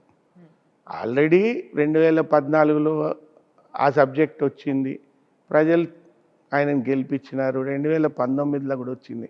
ఇలా 2024లో ఉన్నాము, ఆయన కాంటెస్ట్ చేస్తున్నాడు. కానీ ఇక్కడ ఒక విషయం మీరు గమనించాలి, ఏంటంటే బీఆర్ఎస్ పార్టీ అనేది స్థానికత అనే ప్రధాన అంశం మీద పుట్టింది. అవును. మా పరిపాలన మేం చేసుకోవాలి, ఆంధ్ర వాళ్ళ పెత్తనం మా మీద ఉండకూడదు, ఆంధ్ర వాళ్ళు డిసిషన్ మేకింగ్లో మొత్తం ఉండకూడదు, మాకు దీంతో ఏదైతుందో కష్టం కలుగుతుంది, నష్టం కలుగుతుంది అని చెప్పి పోరాటం చేయడం జరిగింది. ప్రజలు ఆదరించినారు. కేసీఆర్ గారు సిద్దిపేటలోనో మెదక్లోనో కంటెస్ట్ చేయకుండా కరీంనగర్కి వచ్చి కంటెస్ట్ చేయడము అదొక పెద్ద, మళ్ళీ ఏదైతుందో ఏ మాటనైతే ఆయన వల్లిచ్చినాడో ఉద్యమంలో, స్థానికత కావాలి, స్థానికులే పరిపాలించుకోవాలి, స్థానికులే నిర్ణయాధికారాలు వాళ్ళకే ఉండాలి అనేది మా కరీంనగర్కి వచ్చి ఆయన కొట్లాడడం అత్యంత పెద్ద తప్పు. ఆయన ఏ మాట చెప్పినాడో ఆ మాటకు వ్యతిరేకంగా కరీంనగర్కి వచ్చి స్థానికుడు కాకుండా ఇక్కడ కాంటెస్ట్ చేసి, ఒక్కసారి కాక రెండోసారి కాంటెస్ట్ చేసి, ఎందుకు అని అంటే ఏదైతుందో కరీంనగర్ ఉద్యమాల గడ్డ, సెంటిమెంట్ను ప్రోత్సహించే గడ్డ, కొంచెం మనోభావాలకు అనుగుణంగా పోయే గడ్డ అని చెప్పి ఇక్కడ వాలిన పక్షి, ఇక్కడ వాలిన గద్ద, ఈ కేసీఆర్ గారు ఇక్కడ వాలిన గద్ద. పోనీ గద్ద వచ్చింది, ఈ గద్ద ఈ రాబందుతో పాటు ఆయన కొడుకును కూడా తీసుకొచ్చి సిరిసిల్లలో పెట్టడం. ఆయన స్థానికుడు కాదు, ఆయన సిద్దిపేట వాస్తవ్యుడు, మెదక్ వాస్తవ్యుడు, సిరిసిల్లలో వచ్చి పోటీ. ఏ అంశం మీద తెలంగాణ ఉద్యమం లేపినామో ఆ అంశాన్ని పక్కన పెట్టి పోనీ ఆ ఇద్దరు కాదు బోయినపల్లి వినోద్ కుమార్ని తీసుకొచ్చి ఇక్కడ పెట్టడం. అసలు కరీంనగర్ను వీళ్ళు ఏమనుకుంటున్నారు? ఈ వలసవాదులు అందరూ వచ్చి కరీంనగర్తో మాకు ఎందుకు ఈ వలసవాదులు? మాకు లేదా ఆ శక్తి? మా దగ్గర తెలివి లేదా? మా పరిపాలన మేము చేసుకోమా? మేము ఎంపీలు కాలేమా? మేము ఎమ్మెల్యేలు కాలేమా? వీళ్ళు వచ్చి దోపిడిగాళ్ళలాగా వీళ్ళు వచ్చి మా మీద పడడం ఏంటి? పడేదైతుందో ఈ రకంగా తయారవడం ఏంటి? వాళ్ళ ఆలోచన, వాళ్ళ అభివృద్ధి విషయంలో కేసీఆర్ గారికి గజ్వేల్ అభివృద్ధి కావాలి, సిద్దిపేట అభివృద్ధి కావాలి. కేటీఆర్ గారికి హైదరాబాద్ చుట్టూ పరిసరాలు, ఆయన ఇల్లు, ఆయన ఫామ్ ఉన్న చోట అభివృద్ధి కావాలి. బోయినపల్లి వినోద్ కుమార్ చీమ చిటుక్కుమంటే హన్మకొండలో ల్యాండ్ అవుతాడు, హన్మకొండ మేయర్ను నేనే చేసిన అంటాడు. స్మార్ట్ సిటీలు హన్మకొండకు వస్తే కరీంనగర్కి వస్తే రెండిటికి స్మార్ట్ సిటీ నేనే తెచ్చిన అంటాడు. మరి ఆయనకి రెండు తలకాయాలు ఉన్నాయా, లేకపోతే రెండు ఏ రకంగా రెండిటికి చేస్తాడో అర్థం కాదు. దీంతో ఏంటంటే ప్రజలల్లో ఒక ఏహ్య భావన వచ్చింది. సో మీ ఉద్దేశం ఈ ప్రకారం వలస పక్షులను ఏదైతుందో తరిమి కొట్టాలి అన్న భావన వచ్చింది. ఖచ్చితంగా తరిమి కొడతారు ఈ వలస పక్షులను. ఇనఫ్ ఈజ్ ఇనఫ్ అనుకుంటున్నారు కరీంనగర్ ప్రజలు. దీనికి కర్రు కాల్చి వాత పెడతారు, దాంట్లో డౌట్. బేసిక్గా సార్ చెప్తుంది ఏంటంటే ఇండైరెక్ట్గా నాకు ఇంట్లో కూడా ఒకటే అర్థమైంది సార్, చాలా డీటెయిల్గా. పోటీ నాకు బండి సంజయ్కి, అది చిన్న పోటో పెద్ద పోటో ఇందాక మీరు చెప్పారు ఆల్రెడీ అయిపోయింది. బట్ పోటీ నాకు బండి సంజయ్కి తప్పితే వినోద్ గారు పోటీలో లేరు అన్న ముచ్చట మీరు చాలా సింపుల్గా చెప్పేస్తున్నారు. అట్లా ప్రజలే అనుకుంటున్నారు, మీరు చెప్పాల్సిన అవసరం లేదు, మొత్తం ప్రజలే అనుకుంటున్నారు. అండ్ ఇంకొకటి సార్, చాలామంది అపోనెంట్స్ మిమ్మల్ని అడగాలనుకుంటున్న ప్రశ్న ఇది, అండ్ వాళ్ళు మాట్లాడుకుంటున్నది ఇది. ఢిల్లీలో చదువుకున్నాడు, ఇంగ్లీష్ వస్తుంది, హిందీ వస్తుంది, ఇక అంత మాత్రాన పోయి పార్లమెంట్ మెంబర్ అయ్యి ఆడ కూర్చొని మాట్లాడదాం అనుకుంటున్నారు, అట్లా ఎట్లా కుదురుతుంది అనుకుంటారు అని చెప్పేసి ఒక ప్రశ్న అడుగుదాం అనుకుంటున్నారు మిమ్మల్ని. మీరు ఏమంటారు దానికి? మీరు ఇచ్చే ఆన్సర్ ఏంది? కరీంనగర్లో పుట్టిన, కరీంనగర్లో పెరిగిన, కరీంనగర్ మీద ప్రేమ ఉంది, కరీంనగర్ మీద అభిమానం ఉంది, కరీంనగర్ను స్వర్గసీమ చేయాలన్న కోరిక ఉంది. మా నాన్నగారి తపన కరీంనగర్లోనే నేను జీవించాలి, కరీంనగర్ ప్రజల మధ్యలో ఉండాలి అని ఉండే కాబట్టి కరీంనగర్ ప్రజల మనోభావాలకు అనుగుణంగా కరీంనగర్ అభివృద్ధి కోసం ఢిల్లీ ప్రయాణం చేయడం జరుగుతుంది, ఢిల్లీ ఆలోచన చేయడం జరుగుతుంది. నేను ఢిల్లీలో చదువుకున్నా అని కాదు, నాకు ఇంగ్లీష్ బాగా వస్తుందని కాదు, నాకు హిందీ బాగా వస్తుందని కాదు, నాకు ఇంగ్లీష్ బాగా వస్తుంది, నాకు హిందీ బాగా వస్తుంది, నేను డ్రాఫ్ట్లు బాగా రాయగలుగుతా, అనర్గళంగా మాట్లాడగలుగుతా. అన్నిటికన్నా ఎక్కువ కరీంనగర్ ప్రజల మీద నాకు ప్రేమ ఉంది. కరీంనగర్ ప్రజలకు నేను ఏదన్నా చేయాలి, కరీంనగర్ అభివృద్ధిని, కరీంనగర్ను కోహినూరు చేయాలి, ఇది నా కోరిక. అందుకోసం ఢిల్లీ ప్రయాణం ఆ దిశగా ఆలోచిస్తున్నాను. Wonderful sir. అయితే మీరు అంటున్న మాటనే ఇది కూడా, బండి సంజయ్ గారు కానీ లేకపోతే వినోద్ గారు కానీ వీళ్ళు బాగా దండుకొని బాగా సంపాదించుకున్నారు, కరీంనగర్ పైన పడి బాగా సంపాదించుకున్నారు అని చెప్పేసి ఓ మాట విపరీతంగా వినిపిస్తుంది. దీని గురించి ఏమంటారు? నిజమే అంటారా అది? ఇప్పుడు బండి సంజయ్ గారు ఆయన నేను అన్నది కాదు, ప్రజలు విన్నది, ఇది రికార్డులో ఉన్నది. నేను నా భార్య మంగళసూత్రం అమ్మి నామినేషన్ పత్రాలకు ఫీజు కట్టినా అని అన్నాడు. అటువంటి బండి సంజయ్ గారు 3 అసెంబ్లీ ఎలక్షన్లో ప్రజలు మొత్తం మంది కూడా కూస్తుంది. అక్కడ ఏంది అని అంటే 100 కోట్లు ఖర్చు చేసినాడు ఒక్కొక్క ఎలక్షన్లో. అది ఎక్కడికి వెళ్ళి వచ్చినాయి బండి సంజయ్కి డబ్బులు? కరీంనగర్ ప్రజలు బండి సంజయ్ని చూసినారు. కరీంనగర్ ప్రజలు మొత్తం మంది బండి సంజయ్ ఎదుగుదల చూసినారు. బండి సంజయ్ ఎక్కడి నుంచి వచ్చినాడు, బండి సంజయ్ స్థాయి, బండి సంజయ్ పైసలు ఏంటి అనే విషయము కరీంనగర్ ప్రజలకు మొత్తం మందికి తెలుసు. ఇంత డబ్బు ఎక్కడికి వెళ్ళి ఖర్చు చేస్తున్నాడు, ఇప్పుడు కూడా అడ్డగోలుగా డబ్బు ఖర్చు చేస్తాడని మాట్లాడుకుంటున్నారు. ఇవన్నీ ఎట్లొచ్చినాయి బండి సంజయ్కి? మరి ఇది సంపాదన కరెక్ట్ గా సంపాదించింది అయితే వ్యాపారం ఏమన్నా చేసిండా, లేకపోతే ఏదైతున్నదో ఆయనకు ఆస్తిపాస్తులు మొదలు ఉండేనా, లేకపోతే ఆయనకు ఆయన తాత తండ్రులకి వెళ్ళి సంక్రమించినాయా? ఇక్కడికి వెళ్ళి వస్తున్నాయి ఈ డబ్బులు. కాబట్టి ప్రజలు అనుకుంటున్నారు ఇది అవినీతి సొమ్ము, దండుకొని మేసినారు అని. బోయిన్పల్లి వినోద్ కుమార్ గారు పేరుకు, బిఫోర్ గోయింగ్ టు హిమ్, ఈయన దగ్గర నాకు ఒక డౌట్ సార్. ఏంది అని అంటే బండి సంజయ్ గారికి ఓట్లు వేస్తున్నారు కాబట్టి ప్రజలే చందాలు వేసుకొని ఇచ్చిండ్రేమో అనేసి కొంతమంది కూడా మాట్లాడుకుంటున్నారు. 3 సార్లు ఎమ్మెల్యేకి ఓడిచ్చిండ్రు. 3 సార్లు ఎమ్మెల్యేకి ఓడిస్తే ప్రజలు ఓట్లేసిండ్రని ఎందుకు అనుకుంటారు? నిజానికైతే ఆయన ఎంపీ కంటెస్ట్ చేయొద్దు. 3 సార్లు లైన్గా 3 సార్లు ఓడిచ్చిన మళ్ళా నువ్వు అదే మొహం పెట్టుకొని ఏదైతుందో నాకు ఓటేయండి నాకు ఓటేయండి అని అడగడం ఎంతకన్నా అన్యాయం ఏముంటది? లైన్గా మరి బ్రేక్ లేకుండా లైన్ కూడా ఇచ్చింది. ఇంత చెప్తున్నారు కదా, ఒకవేళ పొరపాటున ఈసారి బండి సంజయ్ గారు గెలిస్తే ఏంది సార్ పరిస్థితి? మరి మీరు ఏమంటారు? అప్పుడు గెలుపును ఏదైతుందో అవి దైవాధీనం 100%. ప్రజల చేతిలో లేదంటారా? ప్రజల చేతిలో ఉంటది, ప్రజలే దైవం. ప్రజలే దైవం కాబట్టి దైవాధీనం. అంటే ఇక ప్రజలు ఆమోదించినట్టే, ప్రజలు వాళ్లకు తగ్గట్టుగా నిర్ణయం తీసుకుంటారు. వాళ్ళు సముచితంగా నిర్ణయం తీసుకుంటారు. నాకు కాన్ఫిడెన్స్ ఉంది కాంగ్రెస్ దిశగానే ఉంటారని. Okay, coming to the Vinod sir. Boinpally Vinod Kumar గారు సింపుల్గా ఉన్నాను అని సింపుల్గా పోర్ట్రే చేసుకోవడం కాదు సబ్జెక్ట్. అక్కడ సబ్జెక్ట్ ఏంటి అని అంటే, మీడియాలో వచ్చే వార్తలు బోయిన్పల్లి వినోద్ కుమార్ గారి బ్రదర్ హైదరాబాద్లో చేసిన ల్యాండ్ కబ్జా కానీ, ధరణి కుంభకోణం కానివ్వండి, ఆర్ మేడిగడ్డ ఇప్పుడు ఎల్ఎన్టీ దగ్గర సబ్ కాంట్రాక్ట్ చేసింది ఆయనే, అదే ఈ రోజు ఏదైతుందో పగుళ్ళు పట్టింది, అదే ఈ రోజు ఏదైతుందో పెద్ద ప్రమాదకరమైన పరిస్థితులల్లో రాష్ట్రము దేశం మొత్తం దాని దిశగా ఆలోచిస్తుంది. చేసింది ఎవరబ్బా అంటే శ్రీనివాసరావు, బోయిన్పల్లి వినోద్ కుమార్ గారి ఓన్ బ్రదర్, ఎల్ఎన్టీ దగ్గర సబ్ కాంట్రాక్ట్. అది ఇవన్నీ ప్రతిమా హోటల్లో నిన్నగాక మొన్న 6.5 కోట్లు, 6,65,00,000 ఆయన ఉండే ప్రతిమా హోటల్లో, ఆయన ఆఫీస్ ఉండే, ఆయన నివాసం ఉండే ప్రతిమా హోటల్లో బిస్తర్ల కింద దొరికినాయి. అది ఇవన్నీ ఏదైతుందో బోయిన్పల్లి వినోద్ కుమార్ ప్రజలకు జవాబు చెప్పాలి. నేను సింపుల్గా డ్రెస్ వేసుకున్నా, సింపుల్గా ఉన్నా అని అంటే కాదు. మరి 6.5 కోట్లు ఎందుకు దొరికినాయి? దాని తర్వాత ఏదైతుందో నువ్వు 6.5 కోట్లు తెచ్చినావా, 65 కోట్లు తెచ్చినావా, ఒక్క చోట పెట్టినావా, ఇంకా 10 చోట్లలో పెట్టినావా, ఒక చోట దొరికింది. ఈ డబ్బంతా ఎక్కడికి వెళ్ళి వచ్చింది? నువ్వు సింపుల్ అవతారం ఎత్తినా అని చెప్పడం కాదు. ఈ డబ్బంతా మీకు ఎక్కడికి వెళ్ళి వచ్చింది?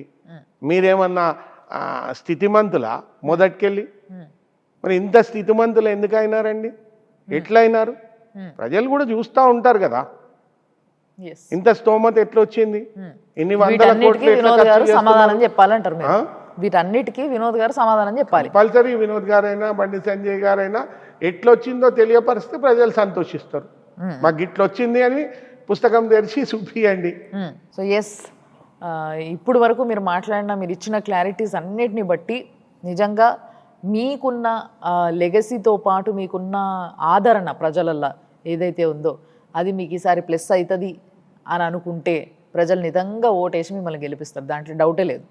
సో అట్లా ఆ విధంగా మీరు ఆ దిశలో పోతున్నప్పుడు, ప్రజలు కూడా మీకు సపోర్ట్ చేస్తున్నప్పుడు definitely we all will support you and all the best sir. Thank you very much. Thank you. Thank you.